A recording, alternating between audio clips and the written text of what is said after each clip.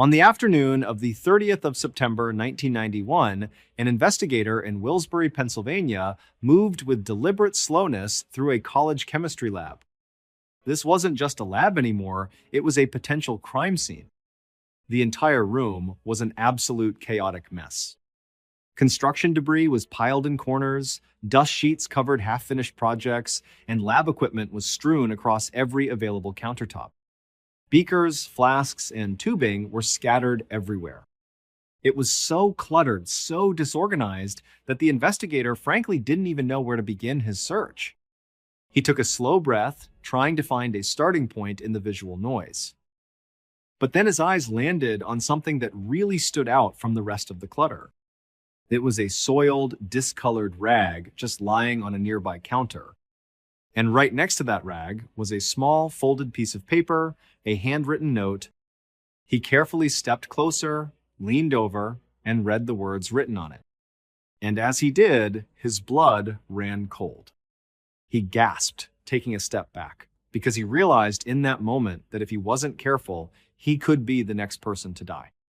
Early on the morning of the 19th of August, 1991, a 32-year-old man named Bobby Curley stood in his recently renovated kitchen.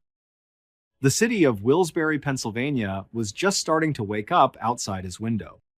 The new cabinets were gleaming, the countertops were spotless, a project he and his brother had just recently finished together. He felt a quiet sense of pride looking at it. He walked over to the refrigerator, opened the door, and the cool air washed over his face. He reached inside and grabbed his packed bag lunch along with his trusty thermos. He was just about to turn and head out the door to start another long workday, but he stopped. He walked over to his wife, Joanne, gave her a kiss on the cheek, and told her he loved her. Then, with his lunch in hand, he finally left for the day. Bobby and Joanne had been married for about a year. They lived together in a duplex in a quiet, working-class neighborhood. It wasn't a big place, but it was home. Along with them lived Joanne's 4-year-old daughter from a previous relationship, a little girl named Angela. Bobby adored Angela and treated her as his own. He was an electrician by trade, a good one, and he made a decent living. He was a hard worker, and his income was enough to keep the family comfortable. But the Curleys were by no means rich. They lived paycheck to paycheck like most of their neighbors. However, Bobby knew that their financial situation might be about to change in a very big way. Joanne was on the very verge of winning a huge court settlement. You see, Joanne had been married once before. About 3 years ago, her first husband had been tragically killed in a car accident. His car had collided with a massive tractor trailer. The investigation that followed found that the driver of that truck was the one at fault for the crash. And so, for the past few years, Joanne's lawyers had been battling with the trucking company's lawyers. They were working towards a financial settlement, a payment to compensate Joanne for the wrongful death of her first husband. It had been an incredibly long and stressful process for her. Bobby had definitely noticed the toll it had taken on Joanne. She had been more sullen, more stressed out than usual as the case dragged on and on. But now, it was all finally wrapping up. The end was in sight. And with the end of the legal battle, Joanne seemed to be getting back to her old self. Her spirits were lifting. And while nothing was official just yet, the number being discussed was huge. It looked like the settlement was going to be for approximately $1 million. The thought of it was almost hard to believe, and it was obviously incredibly exciting for both of them.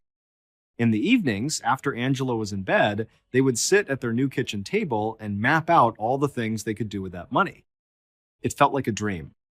Some of the ideas they'd come up with included taking Angela on a few big trips, maybe even to Disney World. They also talked about using a portion of the money to finally fund Bobby's own business. He'd always dreamed of being his own boss, of starting his own electrical company, but he'd never had the resources to make it happen. This settlement could change all of that. But for now, that settlement was not a done deal. The papers weren't signed, and the money wasn't in the bank. So Bobby still had to go to his normal 9-to-5 job, punch the clock, and keep earning a steady paycheck for his family. So, on this particular morning, once he was outside, he just got into his car like he always did and made the short drive to his current job site. It was only about a 10-minute trip. He pulled up and parked his car outside of a large brick science building on the campus of Wilkes University, a small college right there in Willsbury. He could see some of the other guys on his crew standing out front, smoking cigarettes, waiting to be let into the building. Bobby was the foreman of their crew, so it was his job to get things started. He got out of his car, called out a good morning to everyone, and then walked up to the heavy main doors and unlocked them. Then, as a group, they all went inside and got to work. Working at this location had become a very familiar routine for Bobby and his team. By this point, they had been coming to this same building every day for a few months. This wasn't a small job, it was a massive one. Bobby and his crew were tasked with helping renovate the entire building from top to bottom. This included all the classrooms, all the laboratories, the hallways, the offices, everything. And they still had quite a bit of work left to do. But there was another reason this job was taking so long, a reason that had been a source of constant frustration. When Bobby's crew had first shown up at the science building, they had expected it to be completely prepared for them. The university was supposed to have cleared everything out. All the furniture, all the lab equipment, it was all supposed to be gone. But instead, when they walked in on that first day, they found a ton of stuff just left everywhere. The building clearly had not been prepped at all. The chemistry lab, for example, was a particular disaster. It still had random flasks and chemical bottles sitting on the shelves. There were wet, stained rags with who knows what kind of substances on them just left lying around the room. It was a complete mess and, frankly, a potential hazard. So, as a result, Bobby and his crew had been forced to do a ton of cleanup work that wasn't in their contract. They had to carefully pack up and move all this stuff before they could even get started on their actual jobs. This extra, unplanned work had really set them back on their schedule. And so now, just to try and catch up and stay on schedule, they were regularly putting in grueling 12-hour days almost every single day they were there. All these extra hours had Bobby feeling completely and totally exhausted.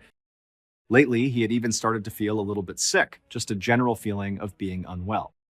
He just chalked it up to being overworked. He figured his body was just protesting the long hours and the hard physical labor, but Bobby never complained. He wasn't that kind of guy. Plus, the overtime pay was great, and that money would certainly help his family. And he really enjoyed working with these particular guys on this crew. They weren't just co-workers, they were basically his friends. So normally, the long workdays, as exhausting and awful as they were actually kind of fun.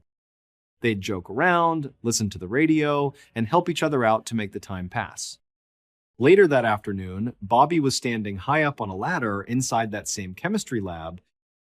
He was running electrical wires up above the ceiling panels, a tedious and focused job. And as he was working, he suddenly heard a loud commotion coming from across the room. He paused what he was doing and listened. He realized what he was hearing were some of the guys on his crew, and they were shouting and laughing loudly. Curious, he secured his tools and climbed down the ladder to see what all the fuss was about. He walked over to where they were all gathered and saw that everyone was crowded around one of the members of the crew, a guy named Sammy Deep Pasquale. Sammy was doubled over, coughing and spitting dramatically, and he was holding a Coke can in his hand. Another member of the crew, a man named Robert Marinette, saw Bobby walk over and explained what had happened. Apparently, somebody had swapped out Sammy's can of Coke with a different Coke can, one that was filled to the brim with chewing tobacco spit instead of soda. Bobby cringed. It was absolutely disgusting. Even for a prank, it was pretty awful. But at the same time, it was also sort of par for the course for the guys on his crew. This is what they did. They were always playing pranks on each other to try and lighten the mood and break the monotony of the long workdays. And soon, everyone was laughing, even Sammy, who had been the butt of the joke. After a moment, he straightened up, wiping his mouth, and started laughing along with them. And so, eventually, Bobby joined in too. He thought that this kind of thing, as gross as it was ultimately good for morale. After a minute or so, Sammy finally recovered from his coughing fit from having a mouthful of that disgusting liquid, and he vowed, in a very comical way, to get payback on whoever had switched his Coke can. Then, after that, the laughter died down, and all the guys got back to work. So Bobby, he left the group and went back over to his ladder. And as he was climbing back up, he paused about halfway. A sudden wave of sickness washed over him. It was an odd feeling, almost like he had a flu coming on. His head felt a little foggy, and his stomach churned. It didn't really surprise him, though. He had been doing all these overtime hours, working himself to the bone, and he really had felt run down as a result of it. And so again, in his mind, he just chalked up the way he felt to being overworked. As Bobby stood there on the ladder, he kind of told himself to just suck it up. This will pass. And he just stood there for a moment, waiting for the feeling to subside. And after a minute or two, that sensation of being sick did sort of fade away. And because he was not a complainer, he was a hardworking guy, he just pushed the feeling he was having out of his mind. He didn't want to make a big deal out of it. He climbed the rest of the way up the ladder and got back to doing his wiring. But 4 days later, on the morning of Friday, August 23rd, Bobby felt worse than ever before. As he made his way across the college parking lot towards the science building where his crew was still working, he felt like his feet were made of lead. Each step was an effort. And he was constantly short of breath, even just from the short walk from his car. Then, as the workday went on, as he was continuing to run wires in that chem lab, Bobby got really sweaty and really hot. A sheen of perspiration covered his forehead, and he felt uncomfortably warm despite the temperature in the room being normal. His coworkers noticed. They kept coming up to him, asking if he was okay, if he needed to go home early. But even though Bobby felt awful and totally did need to go home, he would just tell them, nope, he was just fine. He didn't want to be the guy who couldn't handle the work. So Bobby managed to push through that particular workday. But then at the end of the day, when it was finally time to go home, Bobby felt so incredibly relieved. He could not wait to just get home, crawl into bed, and sleep for as long as possible. By the next morning, Saturday morning, that heavy feeling in Bobby's feet had transformed into something much worse. It had turned into this really intense burning pain that was now shooting all the way up his legs. And then a new symptom appeared. His hands went numb. He couldn't feel his fingertips. At this point, Bobby had to finally admit to himself that this was not just a symptom of being overworked. He was genuinely sick. Something was seriously wrong with him. So he went to his doctor. But after a brief examination, the doctor told him that despite what he was feeling, the symptoms didn't seem to be that serious. It didn't appear that something was critically wrong with him. And so ultimately, he just told Bobby to go home and get more rest. He said, that's what you need right now. So that's exactly what Bobby did. For the rest of that Saturday and all day the next day, Sunday, Bobby didn't do anything at all except lay in bed, hoping the rest would cure whatever was ailing him. But by that Sunday evening, Bobby still felt absolutely horrible. The pain in his legs hadn't subsided at all. So he picked up the phone and did something that Bobby basically never did. He called one of his coworkers and told them that unfortunately, he would not be able to come to work tomorrow. It was a call he hated to make. When Bobby woke up the next morning, on Monday morning, the day he had taken off from work, he was in so much pain that he couldn't even stand up on his own. The burning in his legs was excruciating. His wife, Joanne, tried to help him get out of bed just to go to the bathroom, but he was physically too heavy and weak for her to lift. And so Joanne ended up calling Bobby's brother David to come over to the house and help. But even with David there, who was strong enough to help move Bobby around the house, it was very clear to everyone that whatever was happening to him was not some minor issue. This was serious. And it was clearly not going away with rest like the doctor had said it would. It was only getting worse. And so at some point that day, the family decided they had no other choice. They called an ambulance. The paramedics came and carefully moved Bobby onto a stretcher and took him to a nearby hospital. By the time they got there, the pain in Bobby's legs had gotten so bad that Bobby was literally, periodically screaming out in pain. He also had begun to vomit uncontrollably, but after several hours of nonstop pain and a battery of nonstop testing at the hospital, the doctors came into Bobby's room.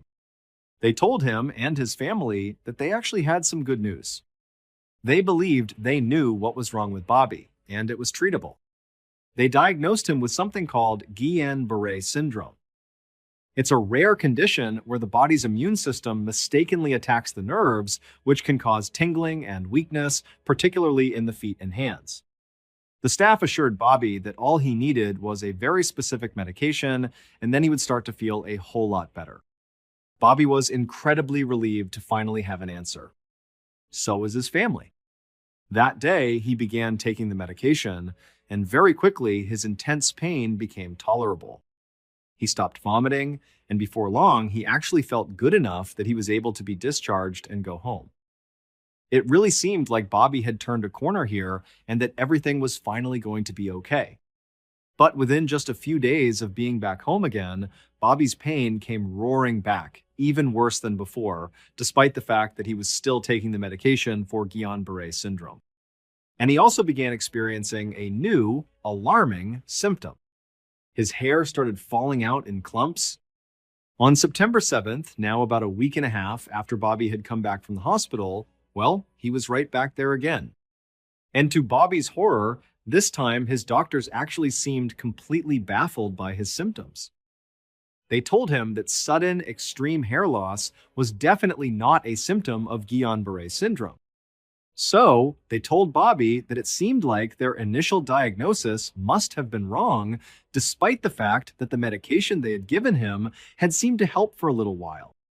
And so the problem now was that the doctors were basically at a total loss as to how to help Bobby.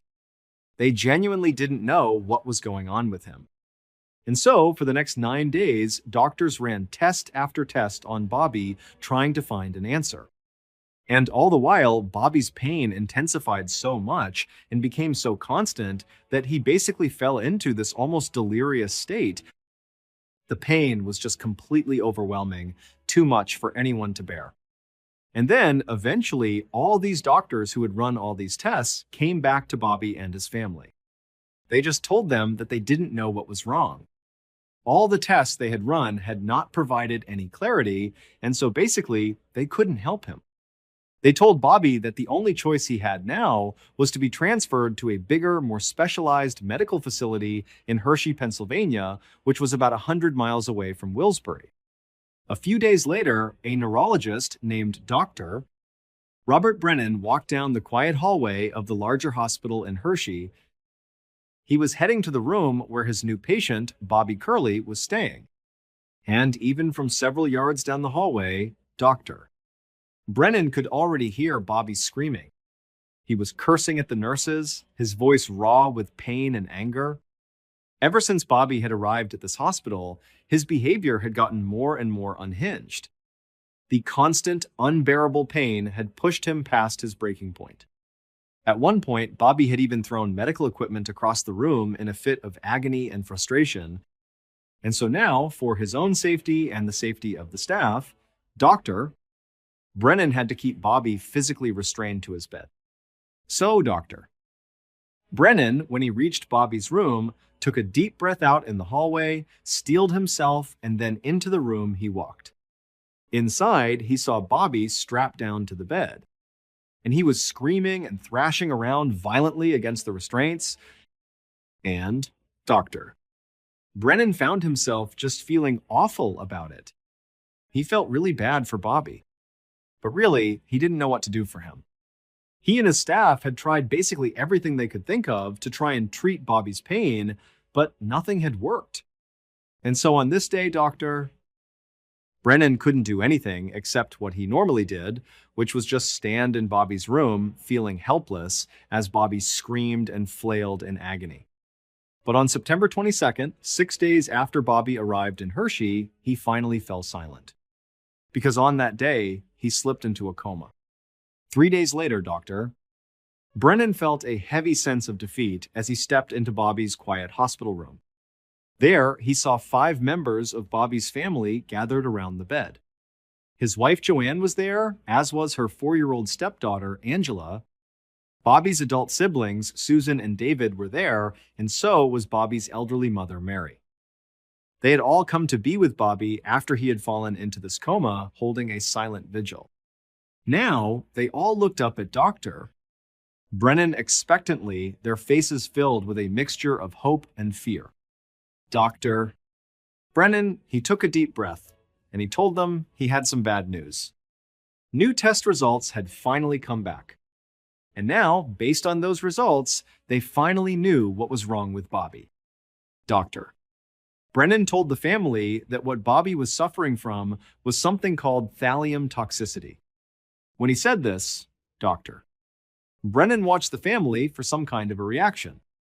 But the family just stared blankly back at him. They had no idea what that meant. The words were meaningless to them. So Dr. Brennan went on and explained that thallium is an extremely toxic chemical, a heavy metal. In fact, it's so potent it can kill anyone who simply touches it, ingests it, or even just inhales its fumes. And he told them that this is really, really unusual because thallium is a highly controlled substance in the United States. It's actually been banned in all household products for years. So this is not a chemical that Bobby could have just accidentally stumbled upon somewhere. This is pretty rare. And so at this point, Dr. Brennan just paused, letting the family sit with this new terrifying information. And the family, they just looked at each other, their faces pale with shock. This was awful. But nobody knew how to react. They just kind of looked back at the doctor, waiting for him to explain more, to tell them what the next step was. But when the doctor didn't say anything, Bobby's sister Susan just asked in a quavering voice, "What can we do? What's the treatment?" At that point, Dr. Brennan just slowly shook his head and said that unfortunately, there is no cure for thallium poisoning. 2 days later, on September 27th, Joanne stood next to her unconscious husband in the hospital. She looked at the medical staff that was gathered all around him, and she nodded. It was ultimately Joanne's decision whether or not to keep Bobby on life support. But with no hope of a cure, no chance of recovery, Joanne had ultimately decided that the most compassionate thing to do was to take him off life support and let him go peacefully. And so after giving the signal to the medical staff, Joanne, her daughter, and the rest of Bobby's family, they all kind of stepped back from the bed. They watched as the staff walked over and quietly removed Bobby's ventilator. And then Joanne and his family had to watch as her husband took his final ragged breath. On the evening of the 21st of October 1991, about a month after Bobby died from thallium poisoning, a police detective named Harold Cawley sat at a big table with 7 other men inside of a steakhouse in Wilkes-Barre, Pennsylvania. The other men were a mixture of coroners and investigators from all across the state. Some were from the Hershey area where Bobby had died. The rest, like Cawley, worked for the police department in Wilkes-Barre, where Bobby had lived and gotten sick. The men were there to discuss the investigation into Bobby's death, and they had been doing this for the past 3 hours already. There really was so much to talk about. They had already covered Bobby's initial autopsy results, which were staggering. The report showed that he had 900 times the lethal limit of thallium in his system when he died. It was a massive, undeniable amount. And so they were working under the assumption that Bobby must have been poisoned by a single massive dose of thallium. Whether that was accidental or on purpose, they didn't know yet. And so they started to discuss theories for how this could have even happened to him. Because remember, thallium is not just a chemical you can buy from the store. This is something that is highly regulated and very difficult to obtain. So how did he come in contact with it? Their first thought had been the most obvious one, basically what everybody else suspected. Bobby must have been accidentally poisoned at the Wilkes University chemistry lab where he had been working for so many months. And they actually had a stack of records from a preliminary examination of the lab. And according to these records, one of the first things investigators had found inside of that lab was 5 vials of thallium locked away in one of the storerooms. They had also found that rag that was laying out on a countertop, the one that was presumably there when Bobby and his crew first arrived and began cleaning everything up. And next to this rag was that handwritten note that had a warning on it, which literally said, "Thallium wiping rag. Touch me and die." That rag had actually caused a huge amount of panic amongst the initial investigators when they had gone in to sweep the lab. People were fearful that maybe they'd brushed up against it, touched the rag, and were now at risk of getting thallium poisoning themselves. However, they had actually tested the rag, and the results were strange. It came back negative for any trace of thallium, as did all the other surfaces in the lab and even the air in the lab. And so the investigators had finally decided that that note must have been some kind of a prank, a sick joke left by a student or a professor. Also, the university administration insisted that all of its thallium was accounted for. They had logs and records, and they claimed that none of it could have been stolen or misused in some way to poison Bobby because they would know about it. And so at this point, the university had actually been more or less ruled out as the place where Bobby was poisoned. This really didn't make sense to Detective Colley or the other investigators at the dinner, because again, thallium is so hard to come by. The idea that Bobby was working in one of the few places that actually contained thallium, but that wasn't where he was poisoned by it, seemed almost impossible. It had to have happened there. But there was more conflicting information. They had gone out and tested all of Bobby's coworkers, the men who had also worked in that same lab with Bobby, for so many days and so many long hours, and all of them came back negative for any thallium exposure. However, Bobby's own family, his wife Joanne and her 4-year-old daughter Angela, they had both tested positive for thallium exposure. Granted, the levels were on a near microscopic level. Any amount of exposure could be lethal, and those two were okay. So, obviously, they had not received a lethal dose, but there were very small yet detectable traces of thallium in both of them, which was incredibly odd. And so everybody at the table agreed that the next logical step was to speak to Joanne.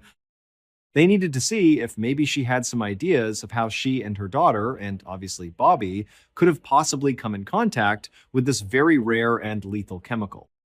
And then also, they needed to get a search warrant and get inside of the family's duplex to search it from top to bottom, literally looking for any trace of thallium. But first, there was the problem of jurisdiction. Bobby had died in Hershey, but he had gotten sick and lived in Wilkes-Barre. So after some discussion, the men decided that the Wilkes-Barre police should be the ones to head up the case, because that is where Bobby was most likely poisoned. The very next day, Detective Colley invited Bobby's siblings, David and Susan, to the Wilkes-Barre police station. And right away, as soon as they sat down, it was quite clear that both of them were very, very suspicious of Bobby's wife, Joanne. They told Colley that Joanne had been acting really strange for months, both before and after Bobby's death. David said that when his brother had first gotten so sick he couldn't get out of bed, Joanne had barely lifted a finger to help him. She had called David to come over and look after Bobby, acting like she just needed somebody strong enough to move him around, which was true to an extent. But while David was upstairs, literally carrying his sick brother to and from the bathroom, Joanne had stayed downstairs with her daughter and totally ignored them. She didn't even pretend to want to help. She basically just let David do all of the difficult and unpleasant caregiving. And Susan added that even though she couldn't know for sure, her strong impression of Joanne in the hospital right after she had made the decision to take Bobby off life support and he had died was that she was hugely relieved. Colley listened and nodded. He gave the impression that he was following along and basically believed them, but inside he wasn't really convinced that what they were describing was definitively suspicious behavior. When David came over to help Bobby, it was because Joanne had asked him to after she had tried unsuccessfully to move her husband by herself. And then, when David was there, Joanne did have a 4-year-old daughter to look after. She couldn't just leave her unsupervised, and maybe she didn't want her young daughter to see how sick Bobby was. So, there were plausible explanations for her behavior. And as for Joanne being relieved after her husband's death, well, everyone dealt with grief differently. And Bobby's death had been a really traumatic, drawn-out, and painful process for everybody involved. So maybe she was relieved, but not because she was happy about it. It could have just been relief that the nightmare chapter in all of their lives was finally over. And so after he had listened to their concerns, Colley began to redirect the conversation. He started asking David and Susan about their own relationship with Bobby. They both said they were very close with their brother, even as adults. They said they lived nearby and they saw each other all the time. David, in particular, said he spent a lot of time with Bobby. He said they often went fishing together. And just recently, they had renovated Bobby and Joanne's kitchen together. And this little detail caught Colley's attention. It sounded like David and Bobby had finished this renovation project right around the same time that Bobby first started getting really sick. Colley didn't know if this was relevant or not, but it was an interesting coincidence. So, at the end of their discussion, he just thanked David and Susan for all the information and told them they were free to go. A few days later, on the morning of the 25th of October 1991, Detective Colley and 3 other investigators sat at a stark interrogation table in the Wilsbury police station. Right across from them sat Joanne Curley and a lawyer that she had brought along with her. Colley still didn't know what to make of Joanne. On the one hand, she and her daughter had also been exposed to thallium. So that could mean that they too were accidental victims, exposed to this chemical in the same way as Bobby, but obviously on a much smaller scale since they had survived. Or they could have all been the target of somebody trying to poison the entire family, and ultimately just Bobby was killed from this poisoning. Or Joanne could be the poisoner. She could have poisoned her own husband. After all, Bobby's siblings were talking about how awful Joanne was acting towards her husband in the wake of his illness, how she seemed detached and relieved by his death, and maybe in the process of poisoning him, she had accidentally exposed herself and her daughter. Basically, Colley couldn't tell yet if Joanne was a victim or a perpetrator, so he made sure to watch her very carefully while another investigator began the questioning, asking her to explain how and when her husband first got sick. Joanne said that Bobby had been complaining about feeling pretty run down for what felt like weeks or maybe even months, but he hadn't had any major specific symptoms until that week before his first hospitalization in August. And she said that much like Bobby himself, she had just kind of chalked it up to him being overworked. Or maybe he had some standard illness like the flu that would just go away with some rest, just like that first doctor had said. She said that she had never even heard of the word thallium before the doctors in Hershey had mentioned it. She said at no point had it ever crossed her mind that maybe Bobby had been poisoned. As Colley listened to Joanne tell this story, he was struck by a couple of things. First of all, Joanne said Bobby had been feeling pretty run down for a while before his death. This seemed to conflict with the investigators' initial assumption that a single massive dose of thallium had sent Bobby to the hospital and ultimately killed him. Based on what Joanne was saying, it seemed more likely that the poisoning had happened over a longer period of time. And the second thing Colley was struck by was just Joanne's general demeanor. She had just recounted in detail the story of her husband dying this awful, agonizing death. Thallium poisoning is a horrible way to die. And as she was describing it, she wasn't shedding a single tear. She wasn't acting at all like she was even upset about it. Her voice was flat, her expression was neutral. And so at this point, Colley was beginning to wonder if maybe Susan and David had been right about Joanne. She really did not seem to care very much about her husband's death. And so, Colley decided to change tactics. He held up a hand to stop the other investigator, and he leaned forward across the table, looking Joanne directly in the eye. He just asked her point blank, "How do you explain how you and your daughter were exposed to thallium?" And immediately, without any hesitation, Joanne had a story ready, and it was a bizarre one. She said that Bobby really liked to drink iced tea when he was at work. So, every single morning, she would fill his thermos up from a big pitcher of pre-made iced tea that she always kept in their fridge. And so Bobby would take that thermos with him to work every day, and he would drink the tea all day long, and then he would come home with the thermos. And some days, when he would come back from work, Bobby had not drunk all of the iced tea. There would still be some left inside the thermos. And so Joanne said what she would do in that case was she would take the remaining iced tea that was still in the thermos and she would pour it back into the big pitcher in the fridge. She said she did this to salvage what was left of the tea so it didn't go to waste. And she said that she and her daughter also drank from that same pitcher. So in essence, she was sometimes drinking the exact same tea that Bobby was drinking from directly. And so perhaps in that way, if he was being exposed to thallium at work, maybe it was getting into the tea in his thermos. And when he brought that thermos home, she believed that maybe that was how she and her daughter were being exposed by drinking the leftover iced tea that she poured back into the main pitcher. Colley glanced over at the other investigators in the room, and they all looked as baffled as he felt. This iced tea explanation was pretty far out there. But it was so weirdly specific, so detailed, that they really couldn't just write it off completely.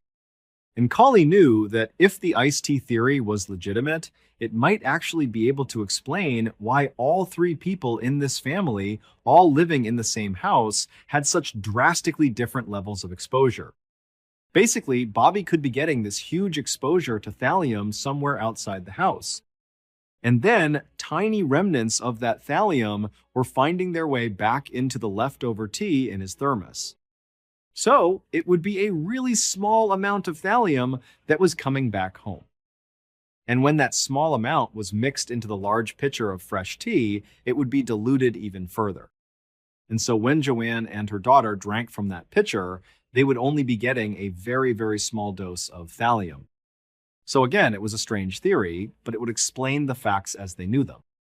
So Colley asked Joanne if he had her permission to not just search her whole duplex to check for thallium, but to specifically check her fridge, her iced tea pitcher, and all the thermoses that Bobby brought to work to see if there were still trace levels of thallium inside of them. He was worried when he asked her this question that she might refuse, or her lawyer would object, or she would give some reason why they couldn't. But Joanne immediately agreed without any hesitation at all. That same afternoon, Colley, his team of investigators, and a full crime scene unit arrived at the Curleys' duplex to begin their search. Colley looked on as the crime scene unit, dressed in protective gear, entered the duplex and immediately began scouring every single surface. And they found absolutely no trace of thallium anywhere in the entire house except for in one very specific location: the thermos. The one Joanne had already told them about, the one that Bobby would bring with the iced tea in it to work and then back home again. Traces of thallium were found on the little plastic ridges at the very top of the thermos where the lid screwed back on. And this was a huge discovery. Not only because now they had the first clear physical sign of exactly where the thallium was coming in and out of Bobby's life, but more specifically, because it was at the top of this cup, the part that obviously Bobby was drinking from. This showed that the way the thallium wound up in Bobby's system was because he ingested it. He drank it. That was something they didn't know for sure up to this point. Now, it seemed very clear that's how it happened.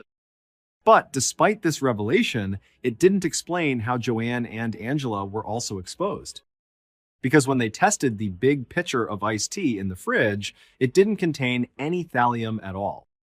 And also, just finding the thallium at the top of the thermos didn't explain how it actually got there in the first place.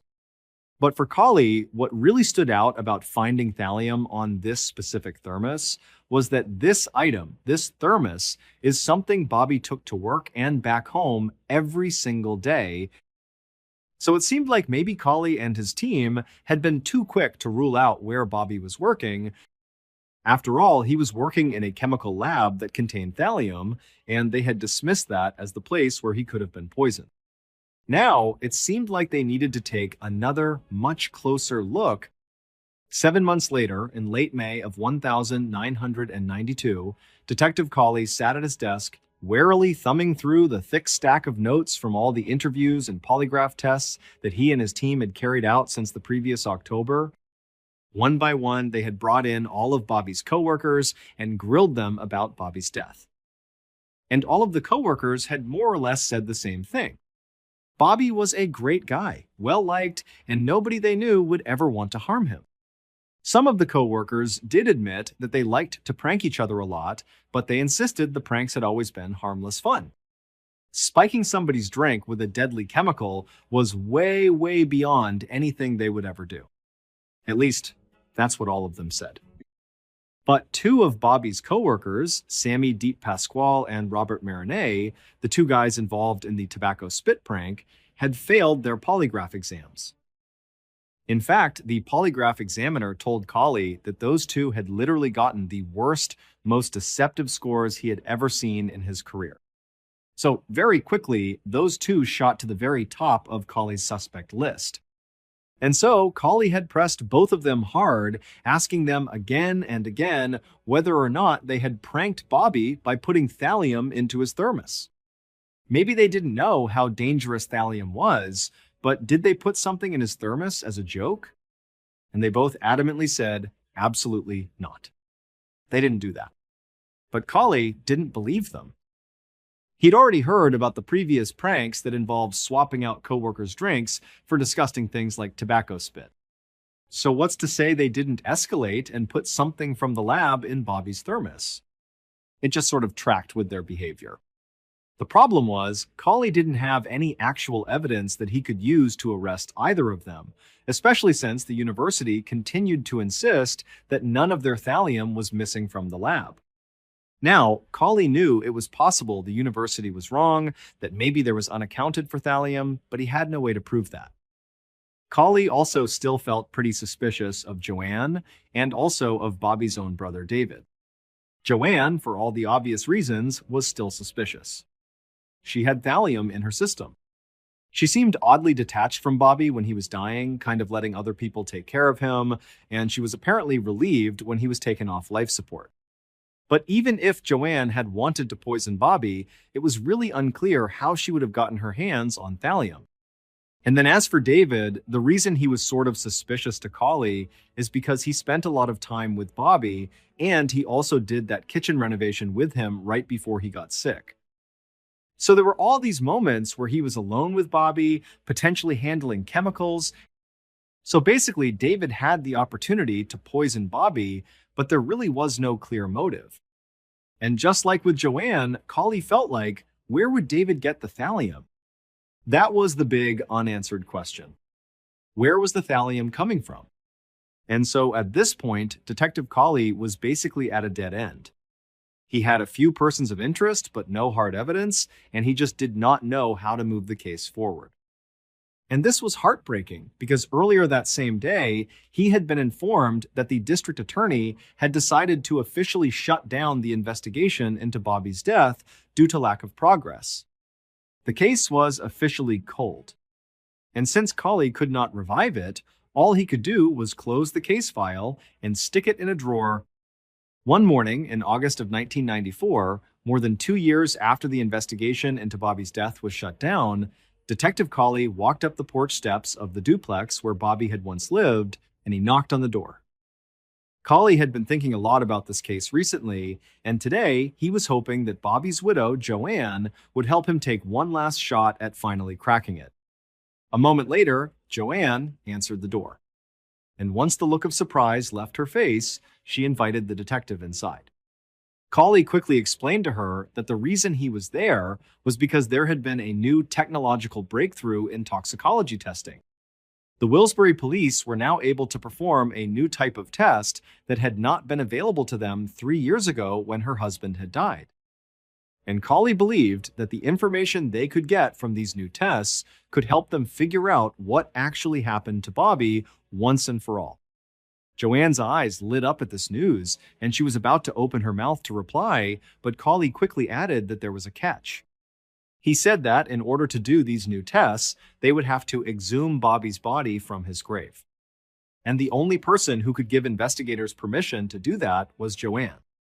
Colley waited while Joanne processed everything she had just been told.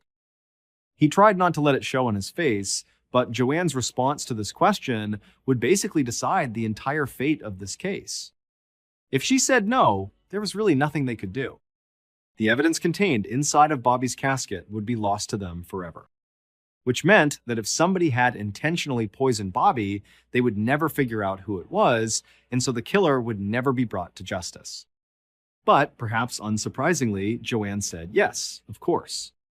Later that month, on August 23rd, Colley went to the cemetery where Bobby was buried. He stood at a respectful distance and watched as a backhoe dug up his grave and carefully pulled his casket out of the ground. The police and the coroner then took custody of Bobby's body. They would go on to perform these new advanced toxicology tests.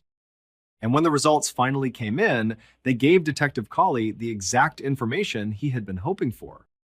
Based on the police investigation and, critically, those new toxicology tests, here is a reconstruction of what police believe actually happened to Bobby Curley. The very first time the killer slipped thallium into Bobby's thermos, Bobby was busy working in another room and didn't notice, which was exactly what the killer wanted. The killer didn't hate Bobby. In fact, they really hadn't wanted to kill him until he had started talking about opening up his own business with that settlement money his family was going to get. And the killer just could not let that happen. Because if Bobby went into business for himself, he would ruin everything. The killer believed that by poisoning Bobby just one time, that would be enough to kill him, and then all their problems would be solved. But the next day, Bobby actually seemed fine, sort of unfazed by the poison. So, the next time the killer got the chance, they added a little more poison to Bobby's thermos. And when Bobby again stayed healthy the next day, well, the killer just added a little bit more the next time. And they just kept on doing that, a little at a time. They were afraid that if they added too much at once, Bobby might notice the taste or get sick too suddenly, and then they would get caught. So for months, Bobby was being slowly and incrementally poisoned, but didn't show any significant symptoms, just that general feeling of being run down that he blamed on work. But finally, in August of 1991, the cumulative effect of the poison took hold, and Bobby started showing those really severe symptoms. Remember, his legs were in extreme pain, his hands were going numb. And when he called in sick to work on that Monday, that was when the killer knew for certain they had finally finished him off. Except they hadn't. Because when he went to the hospital, Bobby just continued to cling to life. So the killer actually went to visit Bobby in the hospital. And while Bobby was sleeping, the killer slipped a final massive amount of the poison into a soda cup that Bobby kept by his bedside. And when Bobby woke up, the killer kind of casually encouraged him to drink the soda to quench his thirst. And Bobby did so without any hesitation. Because Bobby had no reason not to trust the killer. Because the killer was his own wife, Joanne Curley. She had actually started poisoning him almost a year before she finally murdered him. But investigators didn't realize this until that new type of toxicology test allowed them to figure out exactly when Bobby was being poisoned. This new test worked by analyzing some of the hairs that Bobby still had left on his body at the time of his death. Basically, every time Bobby was poisoned with thallium, a chemical marker was left behind in his hair follicle.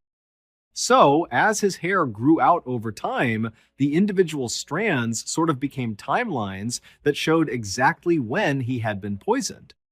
And when Colley, through these tests, discovered that Bobby had been poisoned multiple times between October of 1990 and September of 1991, these dates completely ruled out Bobby's coworkers and his brother David as suspects. The poisoning had simply started too early for David to be responsible, and it went on for far too long for his coworkers to be guilty, but the timeline pointed directly and unequivocally at Joanne. And when police began digging into why Joanne might have wanted to kill her husband, They discovered that she had convinced Bobby to make her the sole beneficiary of his life insurance policy just days before poisoning him for the very first time in October of 1990. And so, Joanne's motive was money. She did not want Bobby to have any of that financial windfall she was going to get from the wrongful death lawsuit of her first husband.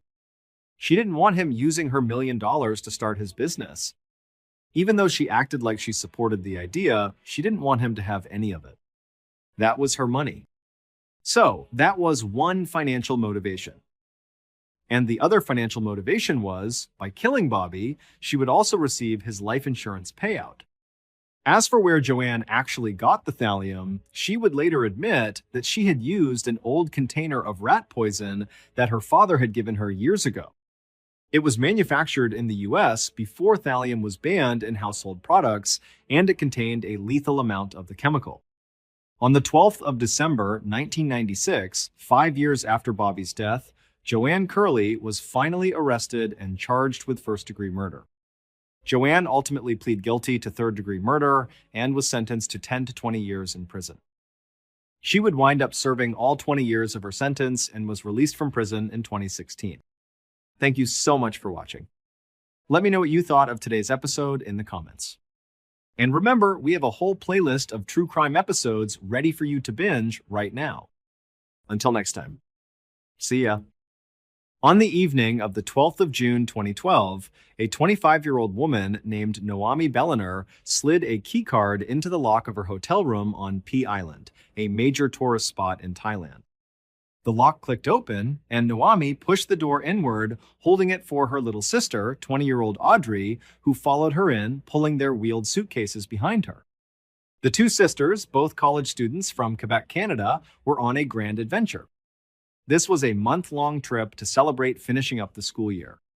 They had just spent 3 incredible weeks exploring Vietnam, and now they had arrived in Thailand for the final leg of their journey before heading home. But right now, Noami was feeling the full weight of all that travel. She was exhausted. The flight, the transfers, the heat, it was all catching up to her. After weeks of constant movement and sightseeing, she had finally hit a wall. As soon as she stepped into the cool, air-conditioned room, all she wanted to do was drop her bags and collapse onto one of the beds. But being a fairly seasoned traveler by this point, she knew better. Before she could relax, she had a little ritual. She needed to check the bed for cleanliness, make sure there were no bed bugs or dirty sheets. It was a small thing, but it gave her peace of mind. So she walked over to the nearest bed and pulled back the crisp white comforter and sheets. She looked closely at the mattress seams. Everything looked pristine. The room itself was nice, clean, and modern. Satisfied, she finally let herself flop down onto the bed, the cool air from the vent above washing over her. While she was doing this, her sister Audrey was likely just as tired, but she wasn't relaxing. Instead, Audrey had gone straight into the bathroom and started getting ready for a night out. Noami knew exactly why.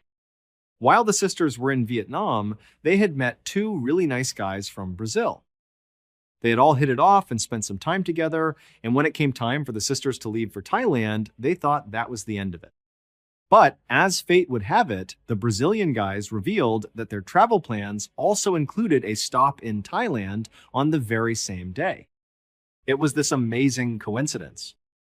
They wouldn't have to say goodbye for good. The fun could just continue in a new country. So, the plan for that night was to meet up with them on the beach and have a good time. Noami was looking forward to it, but she also felt a little bit of apprehension. The guys were perfectly nice, and they'd had a great time with them in Vietnam. Nothing had happened to make her feel unsafe. But she couldn't help but feel that her younger sister Audrey was a bit more naive, a bit more trusting than she was. Audrey was 5 years younger, and she had a kind of wide-eyed innocence about her. Before they had left on this trip, their parents had been worried sick about them, 2 young women traveling alone so far from home. Noami, being the older sister, had promised them she would look out for Audrey. She had said, "Don't worry, I'll keep an eye on her, she'll be safe with me." And Audrey had played her part, promising to listen to her big sister. So Naomi felt this immense weight of responsibility. She had to keep them both safe. And something about this situation, meeting up with these guys again, felt like things were moving a little too fast. Maybe it would have been better if their time together had just ended in Vietnam. As she lay there on the bed, listening to Audrey getting ready in the bathroom, Naomi decided to call her parents. It was something she did regularly throughout the trip, sending little updates to calm their fears and let them know everything was okay. She wanted them to know she was taking her promise seriously. She pulled out her phone, found their number, and was just about to press call when Audrey suddenly appeared in the bathroom doorway. "Stop," she said. Audrey reminded her about the huge time difference. It was evening for them in Thailand, but back in Quebec, it was the middle of the night. She said, "You're going to wake them up, and they'll panic, wondering why you're calling at such an odd hour. Then you'll have to explain that we're about to go out for a night of partying with two guys we just met, and they'll worry themselves sick. Just spare them the anxiety. We can call them tomorrow." Naomi thought about it for a second and realized Audrey was absolutely right. She had completely forgotten about the time change. And Audrey was right about their parents, too. Telling them about their plans for the night would definitely cause a lot of unnecessary worry. She didn't want to lie, but she also didn't want to deal with a panicked interrogation. So she put her phone down. She decided to just let go of her worries for the night and have fun. She climbed off the bed, joined her sister in the bathroom, and started getting ready for their big night out on P Island. A little while later, Naomi and Audrey left their hotel room and made their way down to the beach. The sun was setting, and the air was warm and humid. Just outside a bustling beachfront bar, they saw them. The two Brazilian guys were waiting, and as the sisters got closer, they noticed something strange. Each of the guys was holding a large plastic bucket, the kind a little kid might use to build a sandcastle. The girls exchanged a confused look. They had no idea what the buckets were for. Maybe it was some kind of joke. But as they got right up to them, they saw that the buckets were filled to the brim with ice and a dark-colored liquid. They were cocktails, served in beach pails. The girls said their hellos, and the conversation quickly turned to the strange drinks. Naomi and Audrey asked, "What are those?" The guys laughed and explained that they were these amazing local cocktails you could only get in this part of the world. They said everyone drank them. The sisters were intrigued and asked what was in them, what made them so special. The guys just kind of looked at each other and shrugged with a grin. "I don't know," one of them said. "Just try it. It's really good.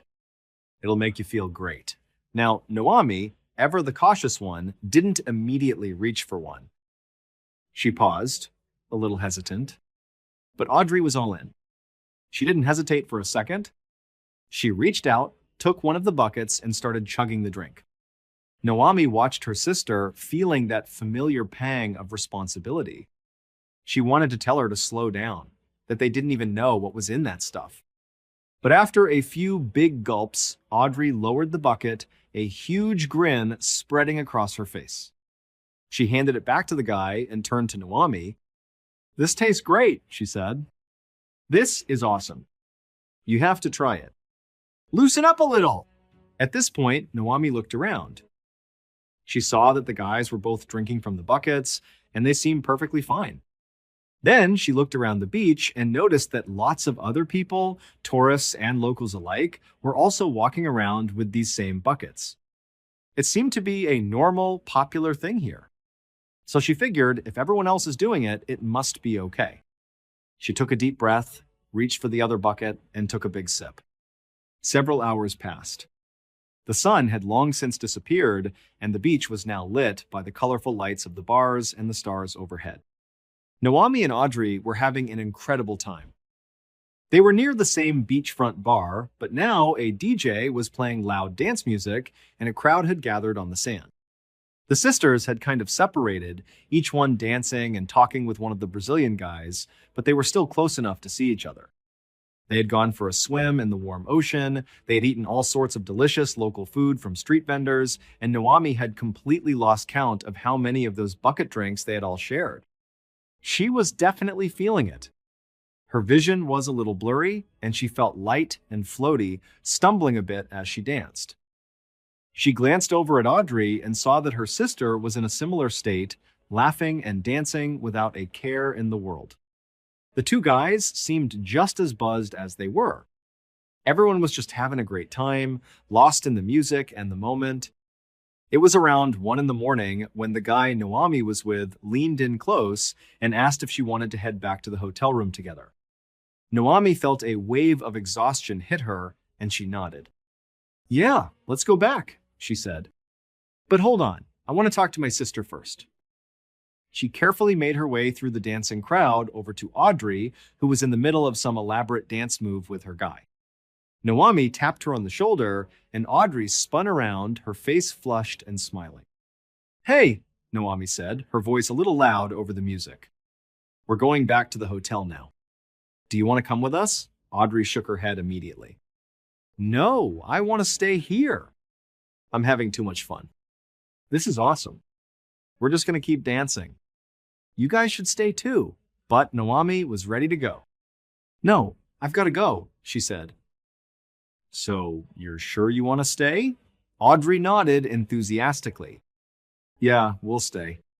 We'll see you at the hotel soon." Normally, Naomi and her sister almost never separated, especially not when they were out drinking in a foreign country. It was one of their unspoken rules, a safety measure they both took seriously. But tonight felt different. The atmosphere was so relaxed and happy. The guys they were with seemed genuinely decent, and Audrey was clearly having the time of her life. Naomi didn't want to be the overbearing big sister and ruin her fun. So, against her better judgment, she agreed. She said goodbye to her sister, told her she'd see her soon, and then turned and walked away from the beach with her companion, heading back towards their hotel. Audrey stayed behind on the sand, dancing under the stars. 3 days later, on the evening of June 15th, a member of the housekeeping staff at the hotel walked down the hallway to the room where Naomi and Audrey were staying. She raised her hand and knocked firmly on the door. There was no answer. It was the same as it had been for the past 2 days. No one from housekeeping had seen the girls come or go from their room at all. Now, it had reached a point where the room absolutely had to be cleaned. The staff member's instructions were clear. If there was no response, she was to use her master key to enter. So, she knocked one last time and called out, "Housekeeping," just in case someone was inside and hadn't heard. Again, only silence answered. She sighed, pulled out her keycard, and slid it into the lock. She opened the door and stepped inside. Seconds later, that same staff member came running back out into the hallway, screaming for someone to help. At 9 o'clock that night, a team of police officers, led by Lieutenant Colonel Rat Sambo, arrived at the hotel. Sambo was a veteran officer with years of experience, and his dispatcher had already given him a brief rundown of what was waiting for him inside that room. So, when he and his team walked in, he was prepared, but the scene was still unsettling. Inside, they found 2 women. They were Naomi and Audrey Bellener. Both of them were lying in their own separate beds. They were tucked neatly under the sheets, as if they were sleeping. They were perfectly still, and each of them was surrounded by a large amount of vomit on the pillows and sheets. Based on the state of the bodies, Sambo estimated that the 2 women had been deceased for somewhere between 12 and 20 hours. His very first thought, his initial theory, was alcohol poisoning. It was a plausible explanation. This was a party island, a major tourist destination. The vomit was consistent with a severe reaction to alcohol. It seemed like a tragic but straightforward case of 2 young tourists who had partied too hard. However, as Sambo moved closer to examine the bodies, he noticed a detail that didn't fit with his theory. He saw dried blood on the girls' gums. And when he looked at their hands, he saw dried blood under their fingernails as well. That was not a symptom of alcohol poisoning. This new evidence made him consider a much more sinister possibility. The blood could be from defensive wounds. Maybe someone had attacked the sisters, and they had fought back, scratching their attacker and injuring their mouths in the struggle. But when he and his team conducted a thorough search of the hotel room, they found no evidence to support that theory either. The door was locked from the inside when housekeeping arrived. There were no signs of a forced entry. Nothing in the room was disturbed or out of place. There were no signs of a struggle whatsoever. If there had been some kind of violent, lethal fight in this room, the killer had done an impossible job of cleaning up after themselves. So, Sambo was left with a complete mystery. He had conflicting evidence and no clear cause of death. He knew that the only way to get real answers was to wait. They needed a full autopsy and a comprehensive toxicology report for both women. That was the only way to know for sure what had happened to them. But that would take time. So, while his team processed the scene and arranged for the bodies to be transported, Sambo decided to focus his energy on building a timeline. He needed to find out what these girls were doing in the hours leading up to their deaths. Where did they go? What did they eat? What did they drink? And most importantly, who were they with? Over the next couple of days, Sambo and his team began interviewing everyone they could at the hotel. From the staff, they learned that Naomi and Audrey were tourists from Canada. They learned that on the first night of their stay, the two sisters had gone out early in the evening. Later that night, at around 1 in the morning, one of the sisters had returned to the hotel with an unidentified man. Then, a few hours later, at 4 in the morning, the other sister had returned, also with an unidentified man. So now they had a clear timeline. Naomi, Audrey, and 2 unknown men were all in that hotel room together from 4 in the morning until 6 in the morning. At 6, the 2 men were seen leaving the hotel together, while the 2 sisters presumably remained inside the room. Lieutenant Sambo then obtained the security camera footage from the hotel's lobby and hallways. He watched the tapes, and they confirmed the staff's account perfectly. The timeline was correct. This meant that Sambo now had his prime persons of interest. He desperately needed to speak to these 2 unidentified men. They were the last people known to have seen the sisters alive. The police department issued a press release announcing the deaths of Naomi and Audrey, and they included a public appeal for any information that could help identify the 2 men seen with them on the security footage. It didn't take long for a tip to come in.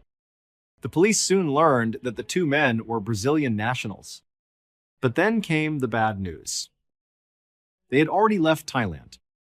They were on a flight back home to Brazil. This was a major complication for Sambo. Brazil was far outside of his jurisdiction. He couldn't just fly there and arrest them.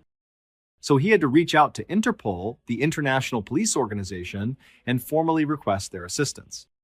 He asked them to locate the 2 Brazilian men and conduct a full interview. About a week later, Sambo's phone rang. It was Interpol. They had found the 2 men and had spoken with them at length. The Interpol agent told Sambo that when they informed the men that Naomi and Audrey had died, both of them seemed genuinely shocked and upset. When the agent asked them why they had left Thailand so abruptly after the night with the sisters, the men insisted there was nothing suspicious about it. They said their plane tickets had been booked weeks in advance. It was just the scheduled end of their trip. Interpol continued to press them for details about that night. The men explained that they were with the girls, but that they had left them at the hotel at 6 in the morning. They said that when they left, the sisters seemed like they might have been feeling a bit hungover or sick from the night of partying, but they were generally okay. They were awake and talking. But then, the 2 men admitted something very interesting. They told the Interpol agent that for the next 2 days after leaving the girls' hotel room, they themselves were incredibly sick. They were stuck in bed, vomiting constantly, feeling awful. They didn't know what caused it, but they had been violently ill right after their encounter with Naomi and Audrey.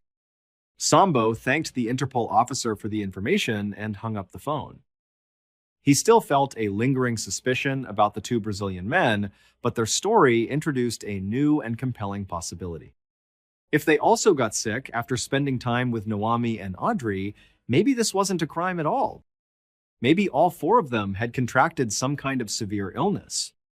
Maybe the men were just strong enough to fight it off, while the sisters, tragically, were not.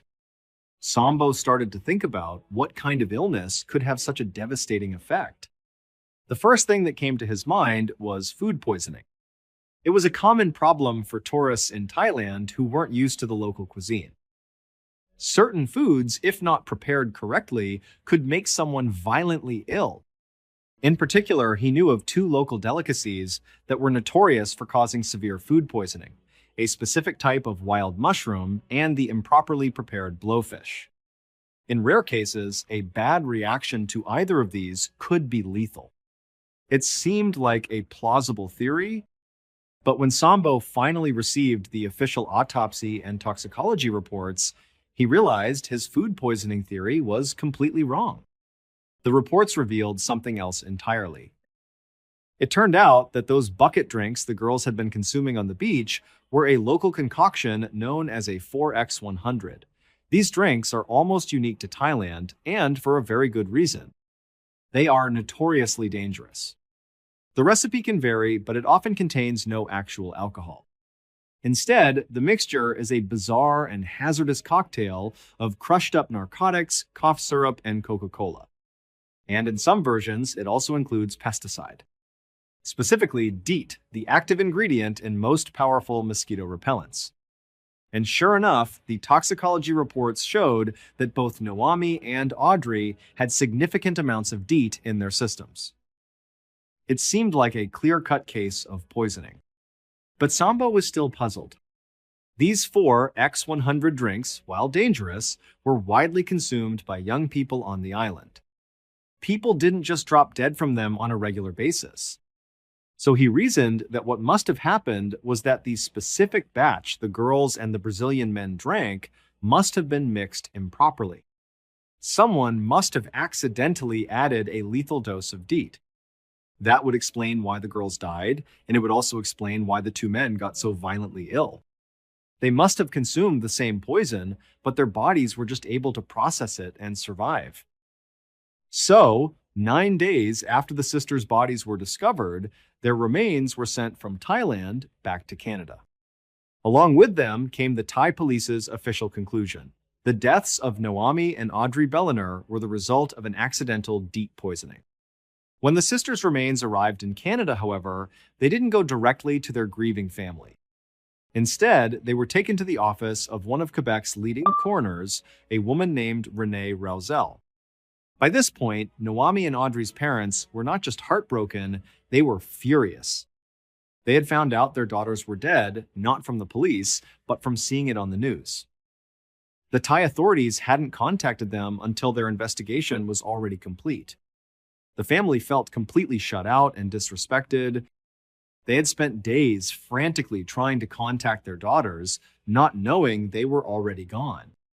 They had zero faith in the investigation. And the official explanation just didn't sit right with them. Their daughters drank a popular local drink that was sold openly at a bar, and it just happened to kill them? And the two men they were with drank the exact same thing and just happened to survive? It felt too convenient, too simple. To the parents, it felt like laziness at best, and at worst, a cover-up designed to protect Thailand's valuable tourism industry. They refused to accept the official findings. And it turned out the Canadian government felt the same way. The story had become international news, and Canadian officials also had serious doubts about the thoroughness of the Thai investigation. It was the Canadian government that instructed Renee Rousel to perform a second independent autopsy on the sisters' bodies. They wanted to know for sure what had killed them. When Renee Rousel examined Noami and Audrey, she did find traces of DEET in their systems, just as the Thai report had stated. However, she quickly determined that the amount present was nowhere near a lethal dose. It was not enough to have killed them. So while it was clear they had consumed those 4x100 drinks, that was not what ended their lives. But when she looked for other toxic substances, she found nothing. There was no other obvious poison in their bodies. There was just the non-lethal amount of DEET and nothing else to explain their deaths. Renee was faced with the same mystery that had stumped Lieutenant Sambo, but she was not ready to give up. She began to conduct her own deep investigation into the case. She reviewed all the files, all the photos, all the witness statements from Thailand, and then she widened her search. She started looking for other similar cases. And what she found was horrifying. She discovered that Naomi and Audrey were not the first tourists to die under these mysterious circumstances in Thailand. Between 2009 and 2015, at least 20 other tourists had been found dead in a nearly identical state. Renee was convinced they had all been poisoned, but the poison was something that couldn't be easily detected after death. It had to be something that damaged blood vessels, which would explain the blood on the gums and under the fingernails, but also something that metabolized so quickly that it left no trace for a standard toxicology screen to find. And then she found it. The terrible, simple answer. When Naomi and Audrey had first arrived at their hotel, one of the first things Naomi did was check the bed for bed bugs. She pulled back the sheets and saw that they were pristine. And they were. The hotel had just treated the room for bed bugs. But the method they used was not only dangerous, it was illegal. The hotel and many others in the region were spraying their mattresses and sheets directly with a powerful pesticide called phosphine gas. Phosphine gas is highly effective at killing insects, but it is also incredibly toxic to humans. Based on all the evidence, Renee was able to reconstruct what actually happened. The sheets in the sisters' room had been saturated with this poison. When Naomi and Audrey returned from their night out, they climbed into those beds. Later, the two Brazilian men joined them. For hours, all four of them lay in those beds, their skin absorbing the phosphine gas, their lungs breathing it in, with no idea what was happening. At 6 in the morning, the two men got up and left. They had been exposed to a significant, but not lethal, dose of the poison. It was enough to make them violently ill for 2 days, but they ultimately recovered. But Naomi and Audrey never left their beds. They stayed there, sleeping, as their bodies continued to absorb more and more of the deadly chemical. Eventually, their systems were overwhelmed. Their bodies simply could not handle the poison, and it killed them. Despite this horrifying discovery, despite the clear evidence that an illegal and profoundly dangerous practice by the hotel had directly led to the deaths of these two young women, to this day, no one has ever been held legally accountable. The family was given the truth, but they were never given justice. Thank you so much for watching. Let me know what you thought of today's episode in the comments. And remember, we have a whole playlist of true crime episodes ready for you to binge right now. Until next time, see ya! In 2017, a 27-year-old woman named Lydia McCartuck made a life-changing decision. She packed up her belongings, said goodbye to her family and friends, and left her home country of Ukraine. She was moving to a town just outside of London called Bracknell. It was a huge step into the unknown, but Lydia was determined to build a new life for herself. Shortly after she found a small apartment and settled in, she went out and got a good job as an accountant at a local hotel. And once she had that stability, Lydia made a conscious choice. She decided to pretty much put her social life on hold. Instead, she focused all of her energy every single waking hour on working as hard as she possibly could and saving every penny she earned. Her life became a simple, disciplined routine. Work, home, sleep, repeat. The one single break she allowed herself from this constant grind was going to church on Sundays. It was her moment of peace, a way to connect with a community and recharge for the week ahead. 2 years went by like this. Lydia was making progress, saving money, and feeling proud of the life she was building. One Sunday, she was at her church, enjoying the casual coffee hour that always followed the sermon. She was standing by herself, sipping her coffee, when a man from her church approached her.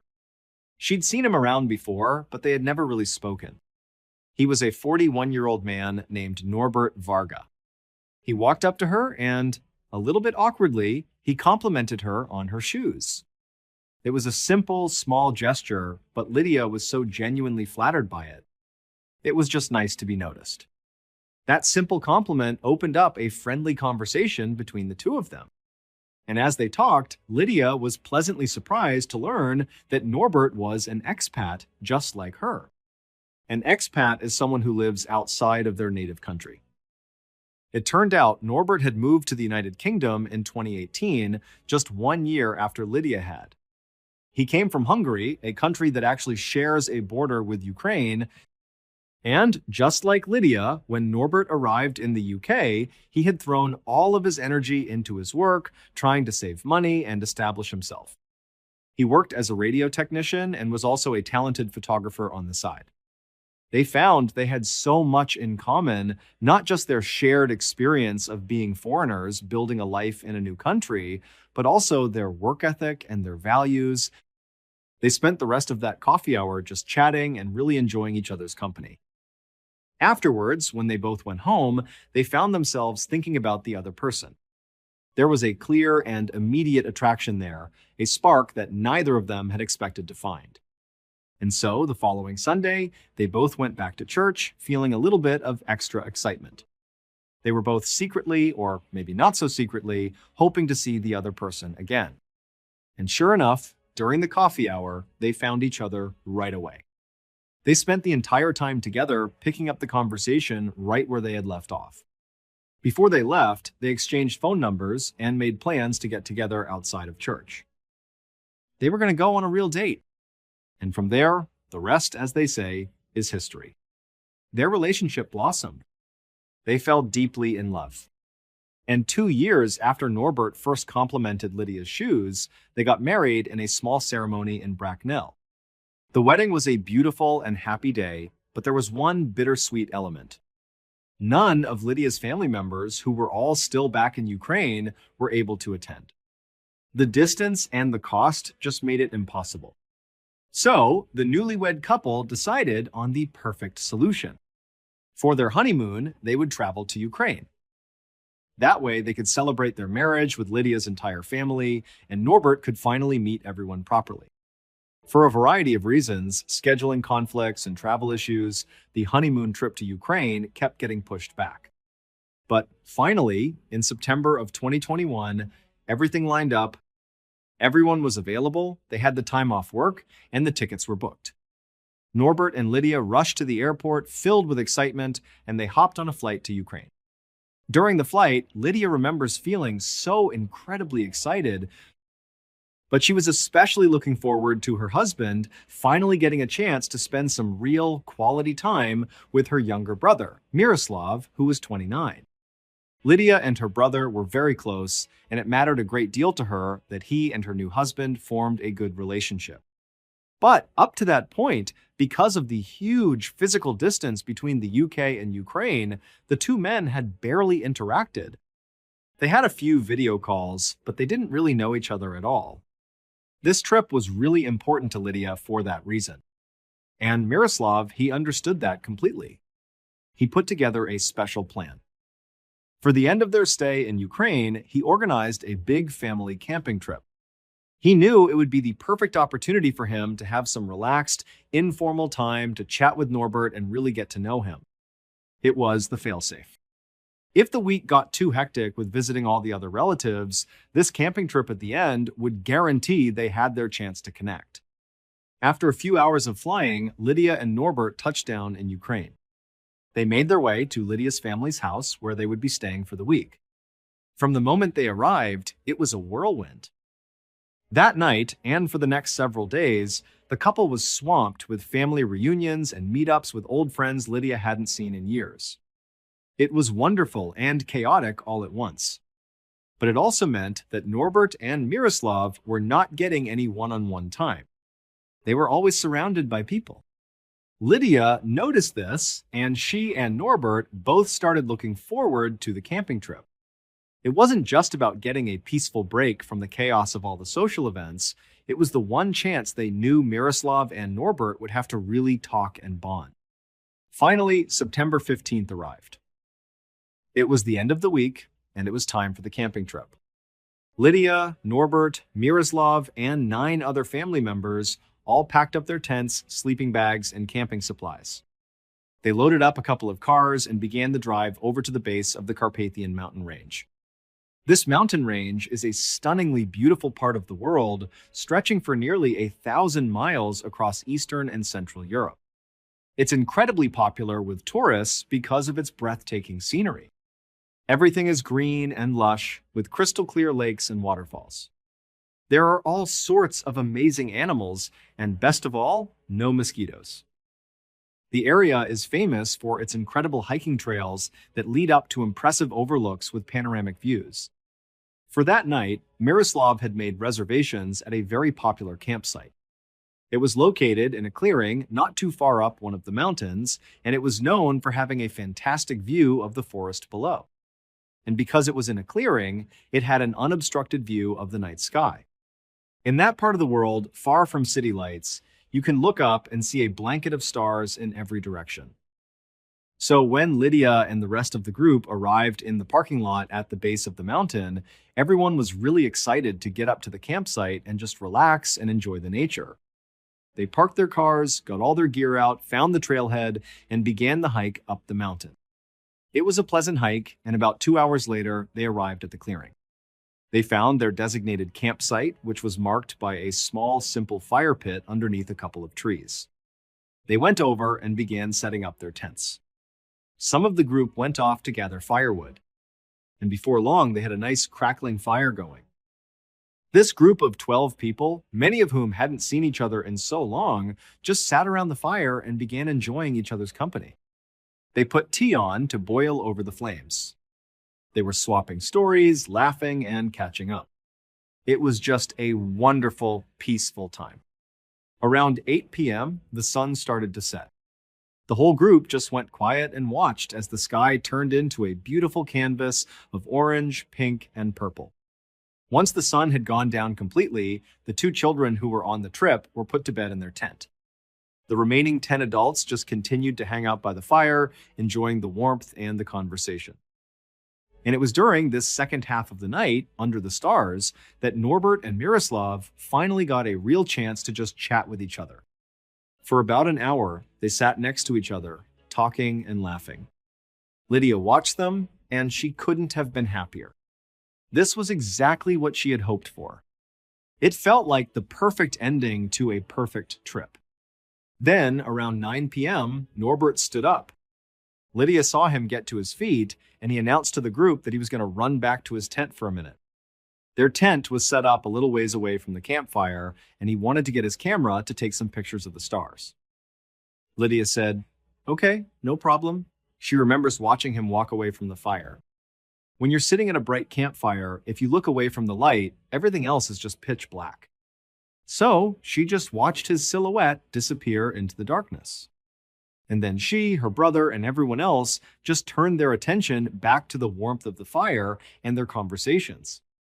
The next thing she remembers is hearing a sound. It was a whistling sound. At first, it was very faint, almost unnoticeable. But then it started to get louder and louder very quickly. It was a strange, high-pitched sound, and as it grew in intensity, she tried to figure out where it was coming from. But before she could pinpoint it, suddenly, something hit her hard in the face. It felt like a punch, predominantly hitting her right on her nose. And as soon as it made impact, her world went black. She went blind. She went deaf. The next sensation she had was the feeling of being on the cold, hard ground. She had no idea what was going on. It was complete and utter confusion and terror. All she could remember thinking was, "Oh my God, something horrible has happened to me. I might die. I don't know what's happening, but I might die." In that moment of darkness and silence, she started praying for herself, praying to survive whatever was happening to her. Then, slowly, her hearing started to come back, just a little bit. Her vision was still completely gone. It was just a blur. She could only kind of tell where the fire was because it was a source of light in the darkness, but she couldn't make out any shapes. But as her hearing returned, she heard moaning. It was coming from somewhere near her on the ground. And in that moment, she realized whatever horrible thing had happened to her, it had happened to other people too. So she shifted her prayers. Instead of just praying for herself, she began praying for everyone at the campsite. As her hearing got clearer and clearer, she could hear more and more moaning and crying all around her. Then, through the chaos, she suddenly heard her husband screaming her name. Her vision was still gone, but she knew it was his voice. He sounded frantic. He landed on the ground right behind her and he grabbed her, just repeating her name over and over and over again. Lydia managed to choke out the words to her husband. What happened? There was a pause. And then Norbert said to her, "It's bad. It's really bad." It would turn out their campsite was on a former battlefield from World War I. And buried just underneath the soil, right under their fire pit, was an unexploded bomb from the war. That meant for over 100 years, countless campers had arrived at that exact spot. They had lit fires on top of this bomb that they couldn't see, and each one of those fires had gradually eroded the outer metal casing of the explosive. Until finally, that night in September, with Lydia and 11 of her loved ones sitting nearby, their little campfire was the one that finally did it. The heat pushed through that last little bit of the metal casing and it ignited the bomb. It detonated. That whistling sound that Lydia heard was the sound of the fire finally cutting through the casing and reaching the explosive material inside. And that thing that struck her in the face, that hit her right on the nose, that was almost certainly a piece of the bomb itself. It was shrapnel that had ripped through her face. The moaning she heard was primarily from her brother Miroslav, who had been sitting right next to her. Lydia would be gravely wounded, but she would survive. As for her brother and another man who was not named, they would not survive the blast. Here is a picture that was taken of the group literally minutes before the bomb detonated. At 11:40 a.m. on the 21st of December 2003, three young men who were longtime childhood friends hopped into a truck and began traveling south. They were 22-year-old Brett Mann and two 19-year-olds, Sean Blowers and Ashley McGuff. They lived in a coastal city called Darwin, which is the capital of the Northern Territory in Australia. The Northern Territory, also known as the Top End, is located in the central north of the continent. To give you some perspective, it is 6 times larger than the entire United Kingdom, but has 280 times fewer people living in it. Specifically, the UK is home to roughly 70 million people, whereas the Top End is home to only 250,000 people, and half of them live in that one city, Darwin. There are many reasons why the Top End is so underpopulated, ranging from politics to poor infrastructure, but the most obvious reason that so few people choose to live in this part of Australia is because it is wildly rugged and dangerous. It is scorchingly hot year-round, and the weather in general is just unbelievably unpredictable and violent. And as the old saying goes, all the animals there are trying to kill you and each other. But Brett, Sean, and Ashley had grown up in Darwin. They were accustomed to the hazards of living in the Top End, and so they weren't really concerned about them. What they were concerned with was finding things to do and not getting bored in the city. That particular day, in order to ward off boredom, the trio had decided they would head out to a salt flat that was located about 50 miles to the southwest of Darwin. It was this huge, wide-open plain where they could just race around on their quad bikes for hours. And so they loaded these quad bikes into their trailer, attached it to their truck, they hopped in the cab, and at 11:40 a.m., they started heading south out of Darwin. The first road they were on was a fairly desolate dirt road that wound its way through the wilderness. It passed by the iconic eucalyptus trees that are so well known in Australia. It passed by palm trees and giant termite mounds. After driving on this dirt road for about 30 minutes, the trio passed by the Tumbling Waters Holiday Park, which is a kind of vacation resort for adventurous families. Beyond this park, there was really no more civilization. They were headed right into the heart of the Australian outback. This was the last landmark they would see. The trio drove for another 30 minutes past the park. At some point, all of the trees on either side of the road started getting more and more dense, until they began to kind of encroach over the road.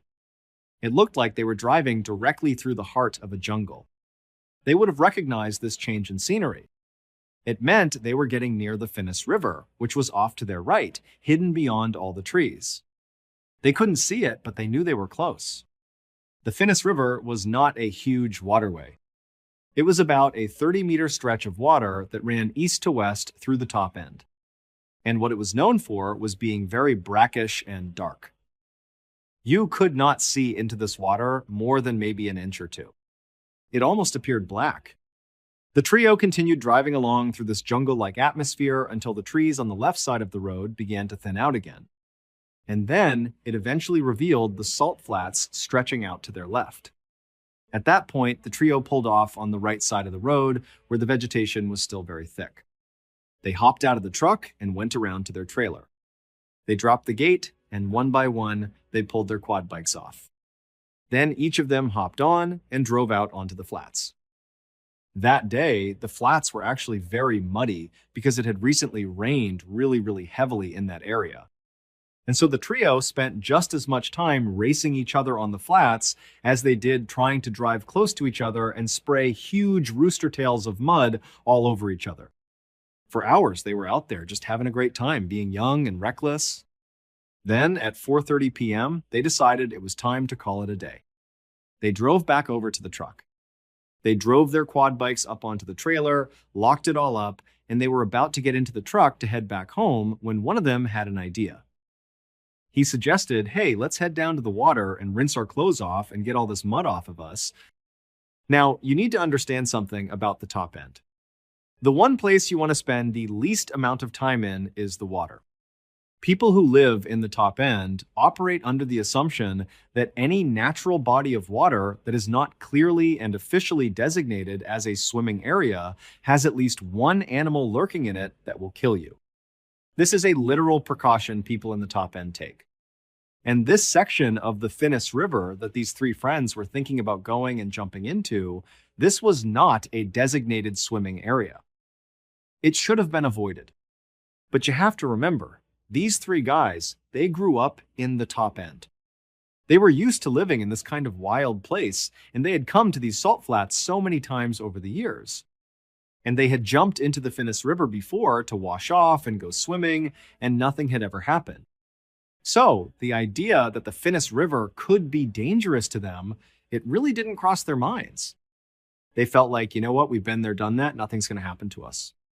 And so they left the truck and walked away from the salt flats into this mangrove forest that was only a couple of feet off the road. They began walking towards the river. Normally, the trip from the road through the forest to the riverbank where the forest ended would take about 10 minutes. But after walking in this mangrove forest for maybe only a minute, they were already standing in river water. It was only a couple of inches of this murky water, but it signaled to the guys that clearly the river was very swollen from all of the recent rains. It had swollen enough that it had overflowed beyond its natural boundaries and flooded the mangrove forest. But the three guys, they just looked at each other and thought, meh, what's the big deal? I'm sure we'll be fine. And so they continued moving on. But as the mangroves began to thin out, they started to slow down dramatically. This was because the riverbanks on the edges of the Finnis River were very steep. If you were standing on dry land, if there was no flooding and you were right on the edge of the river, taking even 1 or 2 steps into the water would cause you to slip down and be over your head in an instant. Now, as these guys were walking, because the ground was flooded with this black, brackish water, they couldn't see the ground beneath their feet. And so, they couldn't tell where the sudden drop-off into the river was.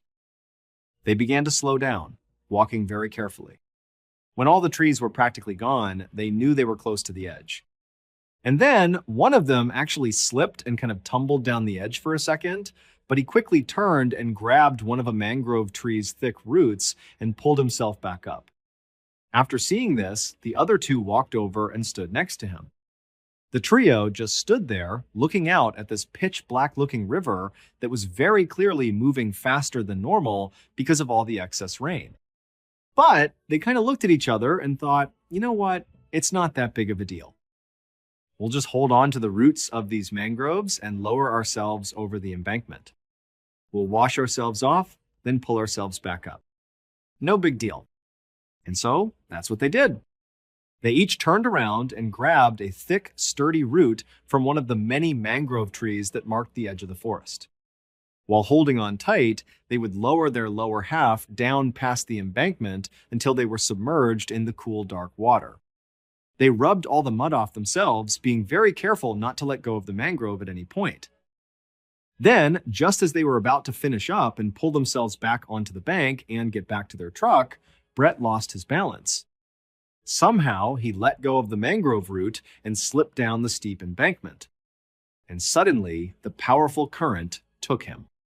It pulled him away from his friends and out toward the middle of the river. And before long, he was getting pulled downstream. He yelled out to Ashley and Sean, who had their backs turned to him. They spun around, they saw their friend being carried away, and they instinctively leaped into the river to try to go get him and help him swim back to the side. Now, all three of them were very competent swimmers. So at this point, this was not a high panic situation. It was more of an inconvenience and maybe even a little bit funny. That's why they leaped in with no problem. They figured, worst case scenario is we'll drift somewhere down there, we'll get out, and we'll have a long walk back to our car. But as soon as Sean and Ashley were free floating in this river, they felt how strong this current was. And it was way stronger than they were anticipating. And so they actually started to get a little bit worried. They looked up ahead of them and saw Brett, who had been in the water for, 10 or 15 seconds before they jumped in. He had already moved way farther downstream than they had. They decided, you know what, we have to get out, but we need to get to Brett first. We all need to get out at the same place. And so they decided they were going to swim downstream, meet up with Brett, and then get the heck out of that river as fast as they possibly could. They yelled out to Brett, "Hey, we're coming to get you," and they started swimming as fast as they possibly could. With the help of the current, they managed to get all the way up to Brett relatively quickly, maybe in a couple of minutes.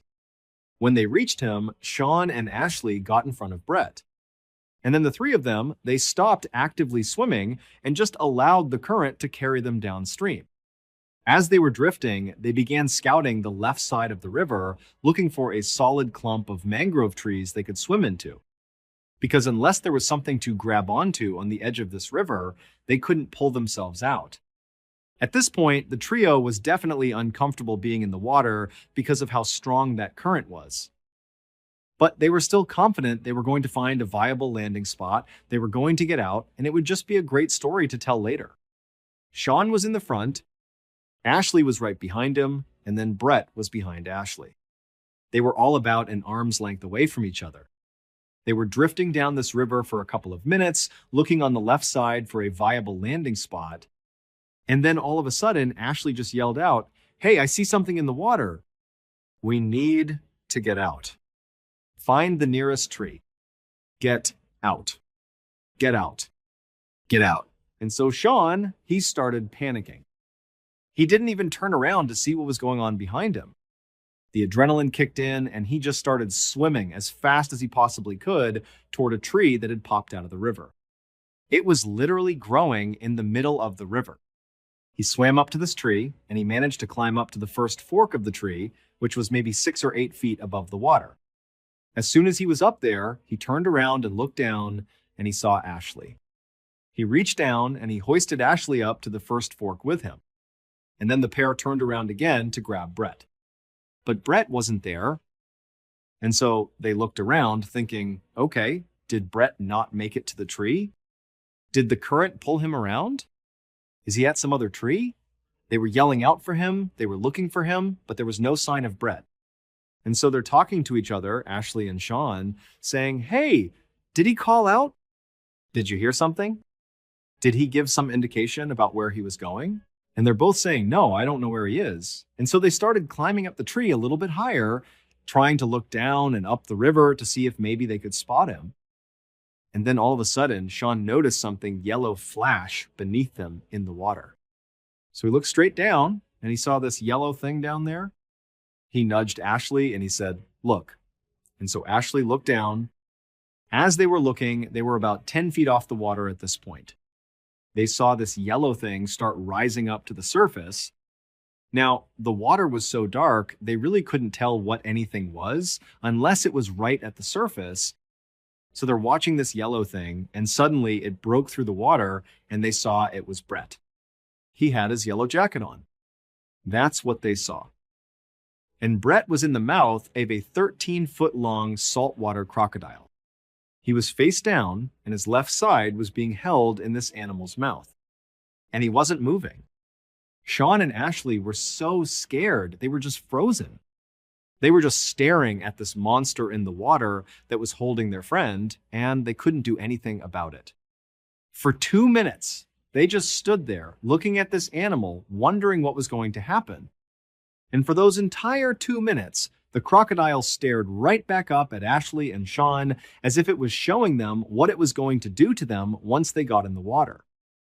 As if to say, I've done this to your friend. I'm getting you too as well.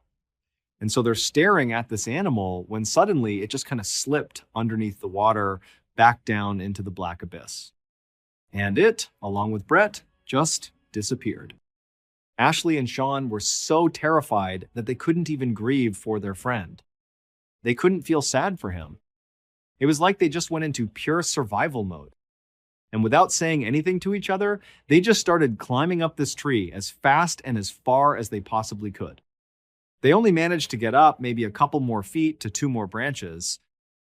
One was at about 10 or 12 feet off the water, and the other was at about 15 feet off the water.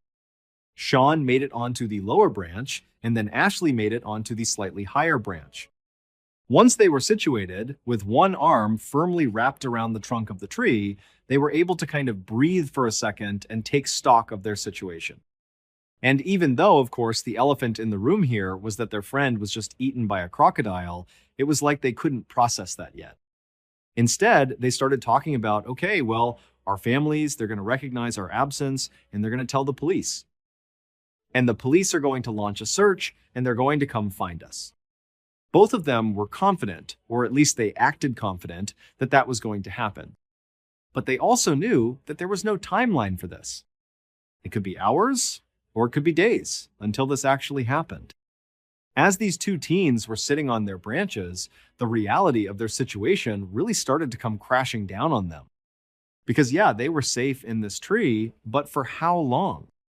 How long could they possibly stay in this tree for? Eventually, they were going to need to fall asleep. And if they fell asleep, were they going to fall out of the tree and land in the water with that crocodile? They just didn't know how this was going to turn out. As the 2 began comforting each other, reassuring each other that, oh no, it's going to be just fine.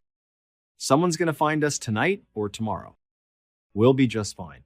As they were doing that, Ashley suddenly stopped talking to Sean and just looked straight down. Sean realized what Ashley was doing, and he matched his gaze and he looked straight down. And there, at the base of their tree in that black water, was the 13-foot-long saltwater crocodile. It was back. And it no longer had Brett in its mouth. They had no idea where Brett was. He was just gone. Saltwater crocodiles are considered the most aggressive and dangerous crocodiles in the world. And they are one of only 2 crocodile species that will actively hunt humans when given a chance. These 2 teens were helpless in this tree. All they had was some separation from the black water and this animal down below, and so they just found themselves staring straight down at this crocodile. And in turn, this crocodile just stared right back up at them. It was very clearly waiting for them. It wanted them to come out of the tree so it could eat them. The crocodile just continuously repositioned itself circling the tree. It was just keeping the top of its head out of the water so its eyes could look up at them. And so the teens were just praying that at some point it would grow tired of them and would leave.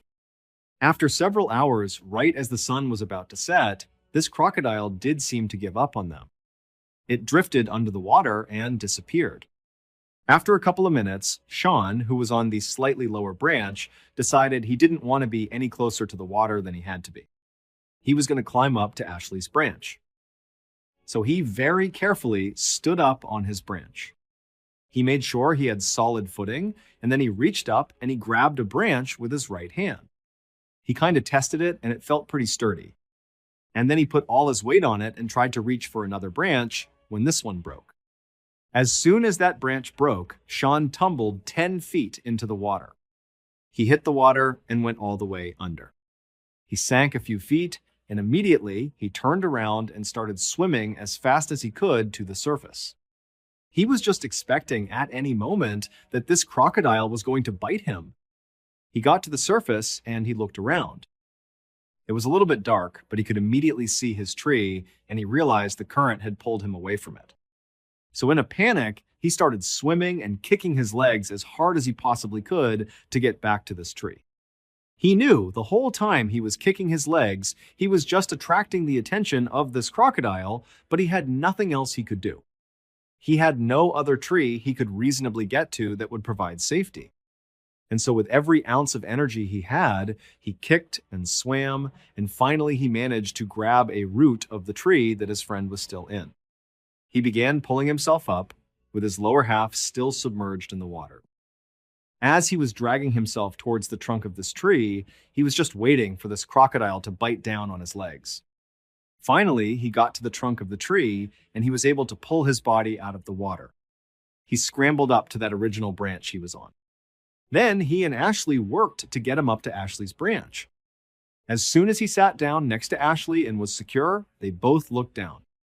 And just a little ways away from the tree, basically in the area where Sean had just landed in the water, they saw, with the little light that was left, this crocodile swimming right back over to the tree. And it camped out right underneath them. Sean had gotten out just in time. When the sun finally did set about 10 or 15 minutes later, it became pitch black. There is no ambient light in this part of the world. There aren't any buildings or cities close enough to this area.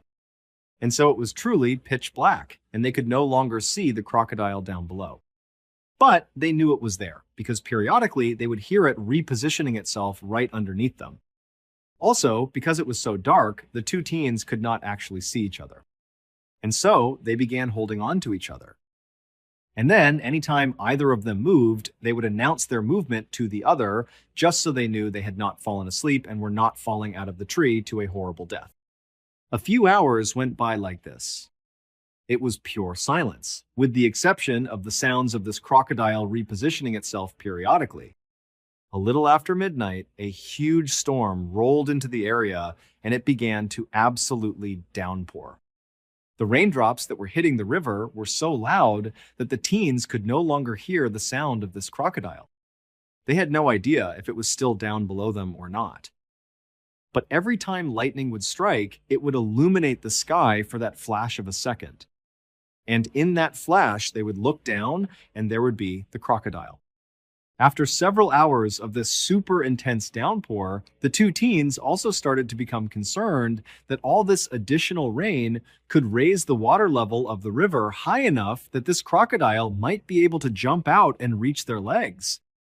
But because it was so dark, they couldn't actually see the top of the water. And so they had no way of knowing if the water levels were actually rising or not.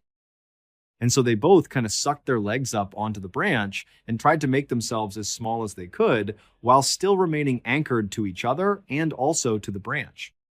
And that's how they sat for the next several hours, just hoping they would survive the night. Finally, when the sun came up that following morning, the teens immediately noticed that the crocodile was still right below them, just lurking at the base of the tree, waiting for them. And they also noticed the water level of the river had clearly come up quite a bit. If they weren't rescued soon, there was a good chance that with another heavy rainstorm, that crocodile would be in range of them. And there was nowhere they could go. They were as high up in the tree as they could get. Not to mention the fact they were hypothermic, they were weak, and they were tired. If you fall asleep, you're going to fall in the water. The two teens knew they did not have much time left. Luckily, at 10 a.m. that morning, they heard the sound of a police officer who was out in the mangrove forest. It turned out their families had recognized their absence. They had called the police, and that morning, a search had been launched. They had found their truck and then had been walking down the river yelling out for them, and they finally did find them. Initially, when they located these two teens stuck in the tree, they called in a helicopter to hover over them and lower down a ladder they could climb up. But when the helicopter got close to this tree, the rotor wash from the spinning blades practically blew the boys out of the tree. And this crocodile was still in the water. The rescuers could see it, the boys could still see it, and so there was this fear that the helicopter would literally send them into the water to their death. And so they had to abandon the helicopter approach. However, the blades of that helicopter did ultimately scare the crocodile, and it swam away. As soon as the helicopter was off station, they had a boat come in. The boat got right underneath the two boys, they jumped down into it, and they were brought to safety. The two boys were brought to a hospital where doctors determined they were physically okay, but both of them were severely traumatized from what they had just been through. As for Brett, despite an exhaustive search of that river, they never found his body or any of his clothing or any belongings he had on him, and they never found the crocodile that killed him. In 2019, a 32-year-old United States Army soldier was stationed in Hawaii for training. This was his first time ever being in Hawaii. And so on his first day off, he planned to do some sightseeing. After doing some research, he settled on the Hawaii Volcanoes National Park as the first place he would go check out. This is one of the top tourist attractions in Hawaii that sees over 2 million yearly visitors.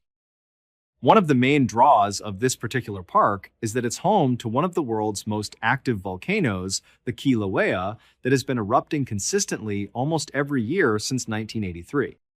On the evening of Wednesday, May 1st, the soldier, whose name was John, was finally given some time off. So he hopped in his rental car and he made his way out to the park. When he got there, he was pleasantly surprised to see that it was not crowded in the least, most likely because he was there midweek. He paid his entrance fee and then he started walking up a trail that would bring him to an overlook that looked out over the caldera. The caldera of a volcano is the actual crater, the inside of the volcano where the lava comes out of. At the time John was at the park, the volcano was not actively erupting, so there was no pool of lava inside of the caldera. However, the surface of the caldera, which was 300 feet below this overlook where John was standing, the surface was still 2,100 degrees Fahrenheit, causing these massive steam clouds to billow up from it pretty much constantly. So, when John actually reached this overlook point and was looking out into the caldera, he was immediately disappointed because he couldn't see anything. As much as John craned his neck to try to get a better look down into the caldera, his view was just totally obscured by the thick steam. He was up against a safety railing that was there to prevent people from getting any closer. But he figured if he could just get right to the very edge of this crater and he could actually look straight down inside, he might be able to see all the way to the base of the caldera. He looked around and noticed there were no other tourists up there with him. So he thought about it for a second and then decided, yep, I'm going to do this. And he stepped over the safety railing and walked right to the edge of this crater overlooking the caldera. As soon as he got there, he suddenly had this unencumbered view of the space directly at the bottom of the edge of the cliff. He could actually see down into the caldera now. He got his phone out and he started taking some pictures. And then all of a sudden, the ground underneath him began to shift. It shifted so quickly and so suddenly that it threw him onto his back. And as he was laying on his back, scrambling to get back up again, the ground underneath him just completely collapsed, sending him careening down 300 feet into the scalding hot caldera. When John fell, another tourist did happen to walk up another nearby trail, and they actually saw him as he fell. And so they called 911, and immediately first responders were on the scene. But they were facing the same issue that John was, which is that the steam was so intense inside of this volcano that you couldn't really see down into it. They had rescuers walking along the rim of the volcano, and they had helicopters in the air, but it really wasn't doing any good. In the back of all the rescuers' minds, they knew that realistically, there's just no way John could have survived this. You can't survive a 300-foot fall. But even if you did, you couldn't survive being at the surface of the caldera that's over 2,000 degrees Fahrenheit. You'd die within a couple of minutes. But the rescuers pushed that thought out of their minds, and they focused on being positive and just continuing to look for John. 2 hours into their search, when it was totally dark outside and hope was just about gone at this point, somebody spotted John. He was on a little ledge jutting out 70 feet down from that cliff he was standing on. When he fell, when the ground dissolved underneath him, he had managed to land on this tiny little ledge. Had he fallen an inch to the left, an inch to the right, an inch forward, he would have tumbled to his death. There's no two ways about it. But he landed perfectly on the one ledge that could have saved his life. But he was so badly injured, he couldn't climb back up again.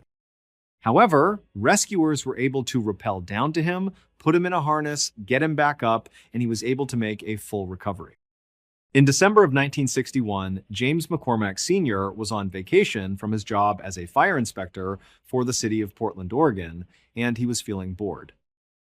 He was feeling kind of restless, and he decided he wanted to go do something fun with his 16-year-old son named James McCormack Jr. They settled on going hunting together, as they were both avid outdoorsmen. And so they, along with their hunting dog, headed out to Larch Mountain on December 4th. Even though Larch Mountain was only 30 miles from the city, it was known as one of the most rugged and wild areas in the northwestern United States. The men arrived at Larch Mountain excited. They hopped out of the car, they put their gear on, and they began hiking into the wilderness. Now, the weather forecasters had said it was probably going to be pretty cold. There might be some light snow in the area, but the weather should hold for their day trip out into the woods. So, they hadn't brought any equipment to stay out for multiple days. This was just going to be a full-day event, and they planned to be back at night. But after walking for several hours into the mountains, they started to notice the temperature was dropping rapidly. And then it started to rain. And then it started to snow, all in a very short period of time. Initially, they decided they were going to gut it out and keep walking a little ways, but they decided, you know what? This is awful. And our stuff's getting wet, and it's going to get dark soon. So let's just turn around and go back. We can go hunting another day. But it had started snowing so quickly that when they turned around to start making their way back to their vehicle, the snow had covered over everything enough that it looked a little bit different. And they didn't have a GPS. They were using a map and a compass. And they were not on a marked trail. They were just kind of walking around the mountains looking for a place to set up. So they're walking back and they're making turns and they're starting to question where they are. And when they had walked for several hours in the direction they believed was back to the truck, well, they weren't anywhere near a road and they felt like they were in an area they didn't recognize. And they realized they were lost. At this point, it was snowing really hard and it was starting to get dark outside. So the pair decided, you know what? We've got to stay out for the night. We're just not going to find our vehicle tonight. It's too dark and we don't know where we are. So let's camp out for the night and tomorrow we will find our vehicle. But remember, they didn't have any equipment to stay out for the night. All they had were their warm clothes, but they didn't have a structure to protect them from the elements. And so they decided their best bet was to climb up into a tree. At least that way they would be off the ground. They'd protect themselves from predators potentially, and the branches of the tree would kind of protect them a little bit from the snow and from the freezing rain. So that night, James Sr., James Jr., and their dog, they huddled together in this tree. It was a totally sleepless, miserable night as they were just destroyed by snow and freezing rain and wind. And then finally, the sun came up the next morning, and there was a glimmer of hope. Although it was still absolutely dumping snow on them, they were thinking to themselves, this is going to make a heck of a story when we get back. And so they climbed out of the tree, they stretched, they kind of readjusted themselves, and then they began walking in a direction that they thought was the direction towards their vehicle. For several hours, they were just kind of walking, hoping they were going to run into the road, and they didn't. At some point, they realized once again that they were in the same position they were in the day before. They didn't know where they were. And now they had walked even farther, potentially in the wrong direction. They stopped for a second, and James Sr. pulled out his map, and he was trying to make sense of where they might be. He was looking around, he was trying to terrain associate to see if he could figure out if there was a specific way he should be going. When his son, who was a really tough kid and didn't complain about anything, he said to his dad, "You know, I'm feeling delirious. I feel like I can't think straight, and it's hard for me to stand even. I'm going to sit down." And his dad was looking at him, not too concerned about this at first because it was a pretty miserable night the night before. And so it made sense he might be tired. But they had slept a full night's sleep the days leading up to this trip. They've only been out in the elements for one day. They did have warm clothes on. They did have food. They did have water. And so he figured his son would just sit down for a minute and then he'd get back up and be rejuvenated and they'd keep moving out. And so James Sr. continued looking at his map. He was looking around, kind of waiting for his son to say, "Okay, I'm ready to start moving again." But his son just continued to deteriorate. He started speaking in nonsense, and he couldn't stand up. This was the first time that James Sr. really started to feel concerned for their actual safety. Because even the night before, when they were up in the tree, even then, it just felt like this crazy thing that was happening to them and that everything would be fine. And even that morning when they got up and it was still snowing and they were still lost, he had that optimism, and so did his son. But now he was thinking, okay, we are potentially staring down another night out here, and we're going to eventually run out of food and water. Our clothes are starting to get wet. The temperatures are dropping below freezing. We don't have a tent. We don't have a shelter. And now something's wrong with my son, which was concerning in and of itself, but if he couldn't move, then they couldn't make progress towards getting out of the situation. And so James Sr., who was this really fit fireman, he said, "Okay, I'm going to pick you up and I'm going to carry you." And he picked his son up, fireman's carry, put him over his shoulders. And for 3 hours, James Sr. just continued to march around looking for the way out. After 3 hours, when they had not gotten anywhere closer to a road or any civilization, and now it was dark out again, he collapsed with his son. He put his son down by a tree and he sat down next to him. He was totally defeated. And he was like, "We've got to get ready for another night. We've got to get back up in a tree and we've got to do this again." As they were sitting there, kind of talking about how they were going to get James Jr. up into a tree for the night because he was too weak to climb up himself, they both noticed these very bright lights about 100 feet in front of them that looked like headlights. And James Sr. was like, "Oh my goodness, what luck. There is a road that we just didn't see, and there's a car that's parked right there. I'm going to go up and communicate with them and tell them that we are stuck out here and see if they can give us a ride. Stay right here. I'll be right back." And so James Sr. got up and started running towards these lights because these lights were their lifeline. And he wanted to get to them before they potentially pulled away without realizing there were some people that really could use some help here. And so as he was moving, 50, 60, 70 feet away from where his son and his hunting dog were, the lights just continued to go farther and farther away from him to the point where James Sr. stopped and he's looking at these lights thinking, "Are those headlights? Like, what are those lights?" And at some point, the lights just kind of disappeared into the forest and then they were gone. James Sr. looked around and he realized there was no road over here. I'm in the middle of the woods. Like, what were those lights? And so he stood there for a minute thinking to himself, am I losing my grip on reality? Like, what's going on here? And he turned around and he started running back to where his son and his dog were. And when he got there, only his dog was there. His son was now gone. And what was going through James Sr.'s mind was, how? Because he couldn't walk until now. And my son certainly wouldn't have lied to me and made me carry him all the way here. There was enough light out that he could actually still see the footprints on the ground. And so he grabbed his son's backpack that was left by the tree. He picked it up, he grabbed his dog, and he started yelling for his son and started walking along the footprints that were left by, presumably, his son. He was walking along these footprints and he was yelling out for his son. He wasn't hearing anything. And this whole time he's thinking to himself, like, why would he even leave? Even if he could move, why would he leave?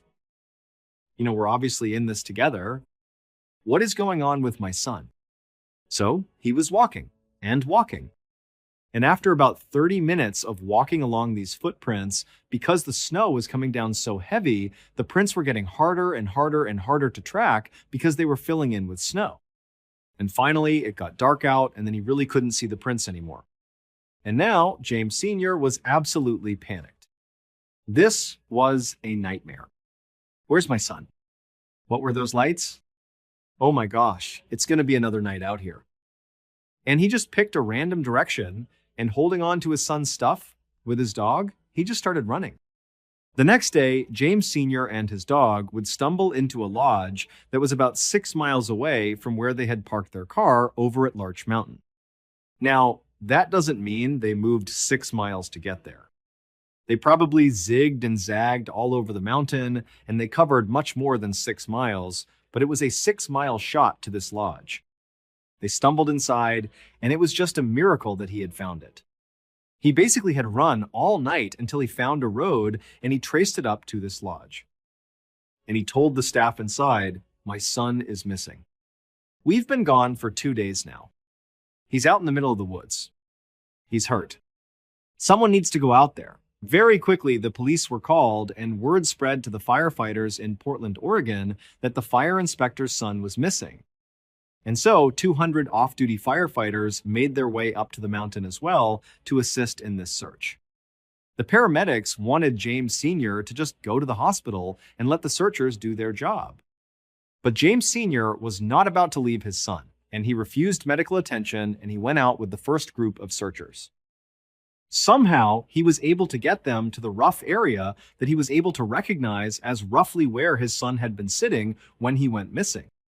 They searched that area and very quickly found James Jr.'s glasses case, as well as his boots and his socks, but no James Jr. Later in the day, though, they would find James Jr. He was about 1,000 feet away from where his boots and his glasses case were found at the bottom of this cliff, and he was deceased. Now, initially the thought was, well, he must have gotten confused and walked away from where he had been told to sit and fell off this cliff.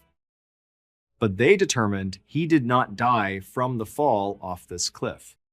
He had made his way down to that cliff and then died of exposure. So how was James Jr. able to suddenly be able to walk again? And once he had that skill back, why didn't he go to his dad? Why did he walk away from him? And why did he take his shoes and socks off to do that as well? And what were those lights that James Sr. saw in the middle of the woods? Because they weren't headlights. And it was only when he went to investigate them that suddenly James Jr. up and walked away. When most people picture Russia in their minds, they picture European Russia, which is literally the part of Russia on the western side that sits in Europe and is by far the most populated part of the country. But European Russia only accounts for 23% of the total territory that is Russia. The other 77% is to the east of European Russia. It starts at the Ural mountain range and it extends all the way over 5 million square miles to the Pacific Ocean. And this vast, mostly forested expanse, which is 50 times bigger than the entire United Kingdom, is called Siberia. And Siberia is absolutely brutal. In Siberia, it is almost always freezing cold. Literally, the average annual temperature across all of Siberia is 32.9 degrees Fahrenheit. So, it is 0.9 degrees above freezing, on average, every single day. In addition to the extremely deadly weather that exists basically year-round in Siberia, Siberia is also home to a bunch of huge, deadly animals, such as the brown bear, which is the same as the infamous grizzly bear in North America. The gray wolf, which by size alone makes virtually all other wolves look like little puppies. Gray wolves can grow to be nearly 200 pounds. And of course, there is the highly intelligent Siberian tiger, who is perhaps one of the only predators on Earth that is known to seek out and kill people for revenge. For example, in 1997, a hunter named Vladimir Markov was walking through a Siberian forest when he came face to face with one of these Siberian tigers, and he ended up shooting the tiger before fleeing. Except, the tiger didn't die. Instead, it got up and secretly followed Vladimir all the way back to his cabin. And then this tiger camped out outside of the cabin until Vladimir came out again, and the tiger pounced, killed him, and ate him. And so, unsurprisingly, Siberia has an absolutely minuscule population relative to its massive size. However, there are some adventurous people out there who are drawn to Siberia for the same reasons that most other people avoid it. These adventurous people see Siberia as one of the last truly wild places on our planet, and they want to experience it for themselves. And one of these highly adventurous people was a young man named Colin Madsen. Colin, who came from a very successful American family, was a big outdoors enthusiast who at some point in his youth began researching Siberia because he fell in love with its rugged natural beauty. He quickly began researching not only Siberia, but Siberian culture and Russian culture, and also, at some point, he became fluent in the Russian language. Then, in 2013, when Colin was 22 years old, he left his home in Missouri and moved to Siberia. He settled in one of Siberia's few population centers, a city called Irkutsk, which is located in the southeast of Siberia and right along the edge of Lake Baikal, which is the world's deepest freshwater lake. Colin's Siberia plan was twofold. He would go to school while he was there, and he would go out and explore. And at first, his plan went perfectly. He was accepted into Moscow State Linguistic University in Irkutsk. And very quickly, he made friends who were eager to accompany him on his adventures out into the Siberian wilderness. From his arrival in Siberia in 2013 to 2016, Colin did well in his studies, and he spent countless hours exploring the forests and mountainous areas all around Lake Baikal and right outside of Irkutsk.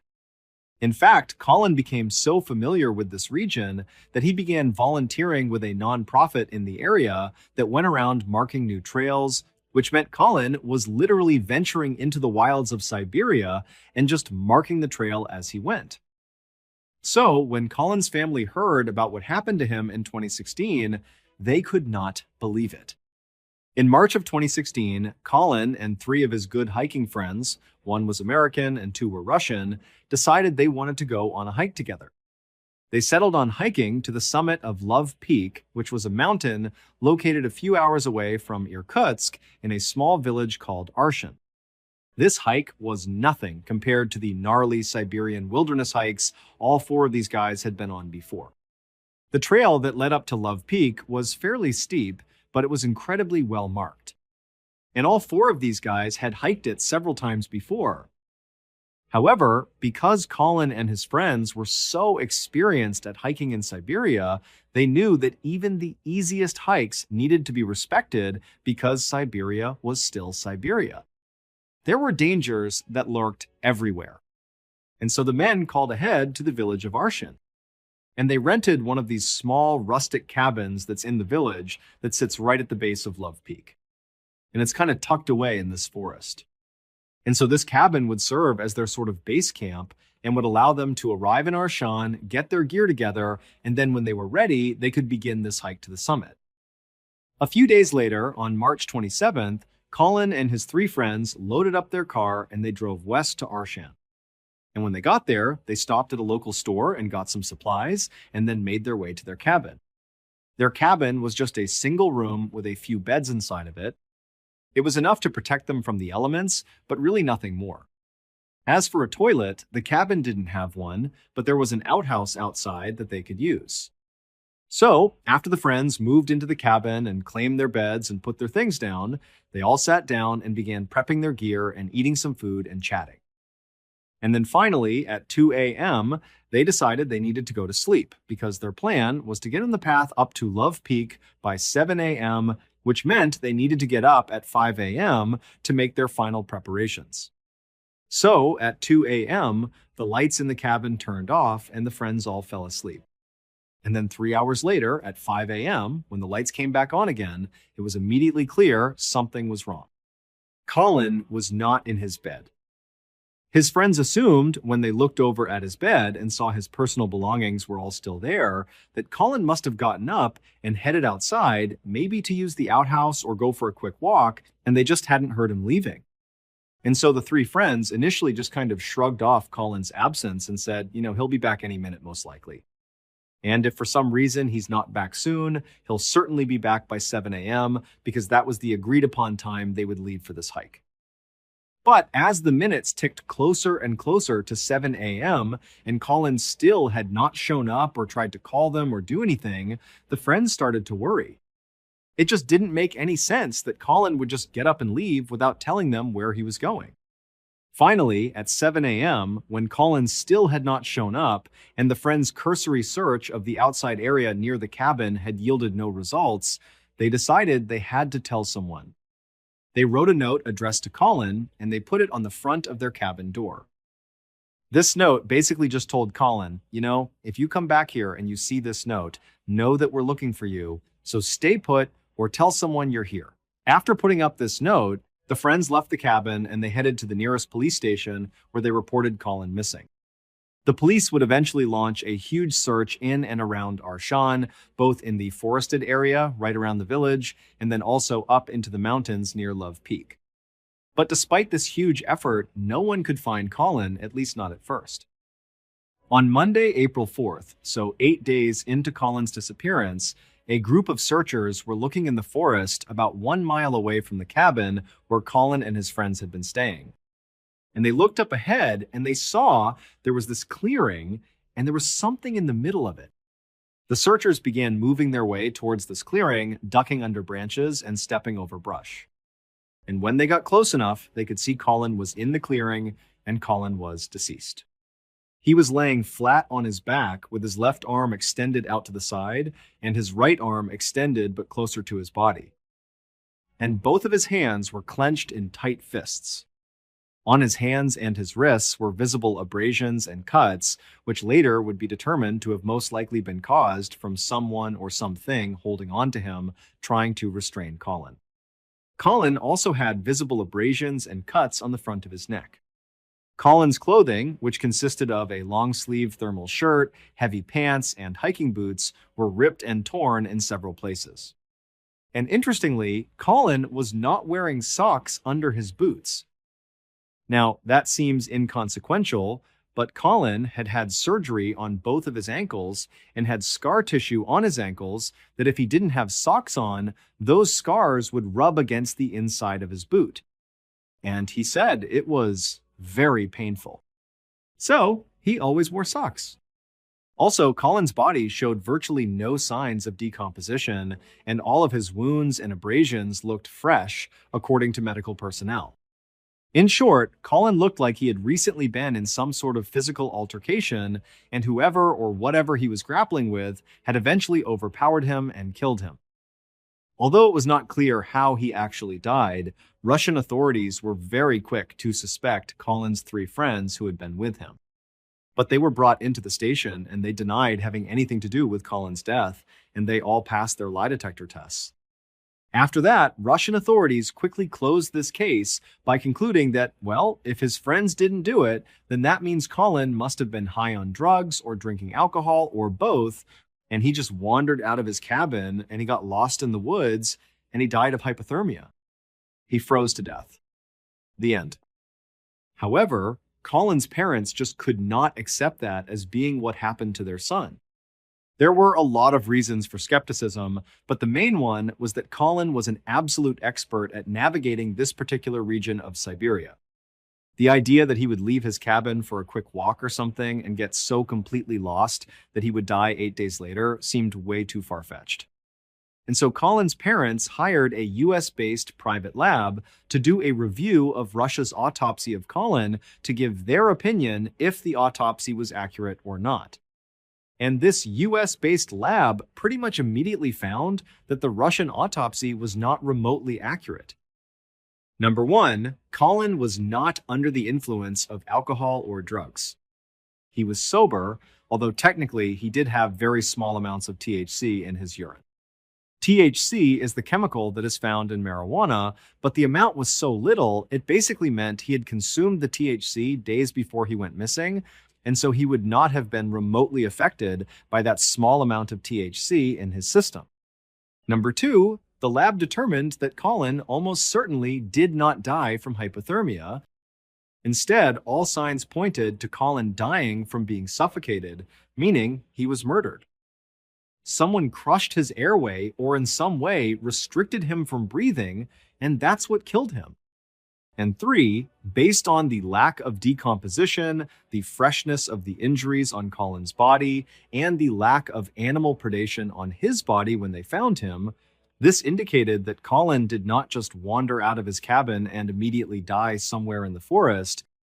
Instead, he was alive for most of the time people were looking for him, meaning when they found him, he likely had died within hours of being found. And so these findings by the US-based lab kind of create a general theory about what must have happened to Colin. After Colin left the cabin in the early morning hours of March 28th, maybe to go to the outhouse or to go for a quick walk, when he went outside, someone or something was nearby, and they either lured Colin to them or they straight up ambushed Colin and took him away. Now, we have no idea what happened to Colin after he was abducted, but we can safely assume that after being abducted and taken somewhere, he was alive and he stayed alive for several days until on the 8th day of his disappearance, Colin was killed, likely by his captor, either at the spot where he was found or he was killed somewhere else, maybe in the forest, and then moved to the spot where he was found. Many people believe it was the Russian government who targeted Colin. They kidnapped him and they killed him. And their botched investigation into his death was actually a calculated cover-up. Colin had participated in at least one peaceful environmentalist-led protest in Siberia. And after the protest, Colin apparently got a written warning by the Russian police not to attend another protest. But why would Colin, who was just one of many people involved in these protests, be singled out by the Russian government and killed for his participation? And why would the government elect to kill Colin when he was with three of his closest friends who would immediately notice his absence? It just doesn't add up. Today, Colin's parents are still trying to figure out what happened to their son, but unfortunately, their son's case is closed in Russia. And so no one on the Russian side is talking to the parents or giving them any new information. And so, as a result, they and the rest of us are left to wonder who or what was lurking in the shadows when Colin stepped out of the cabin that morning. And then, where did they take him? And what did they do to him for nearly a week before they killed him deep inside of that Siberian forest? Thank you so much for watching. Let me know what you thought of today's episode in the comments. And remember, we have a whole playlist of true crime episodes ready for you to binge right now. Until next time, see ya.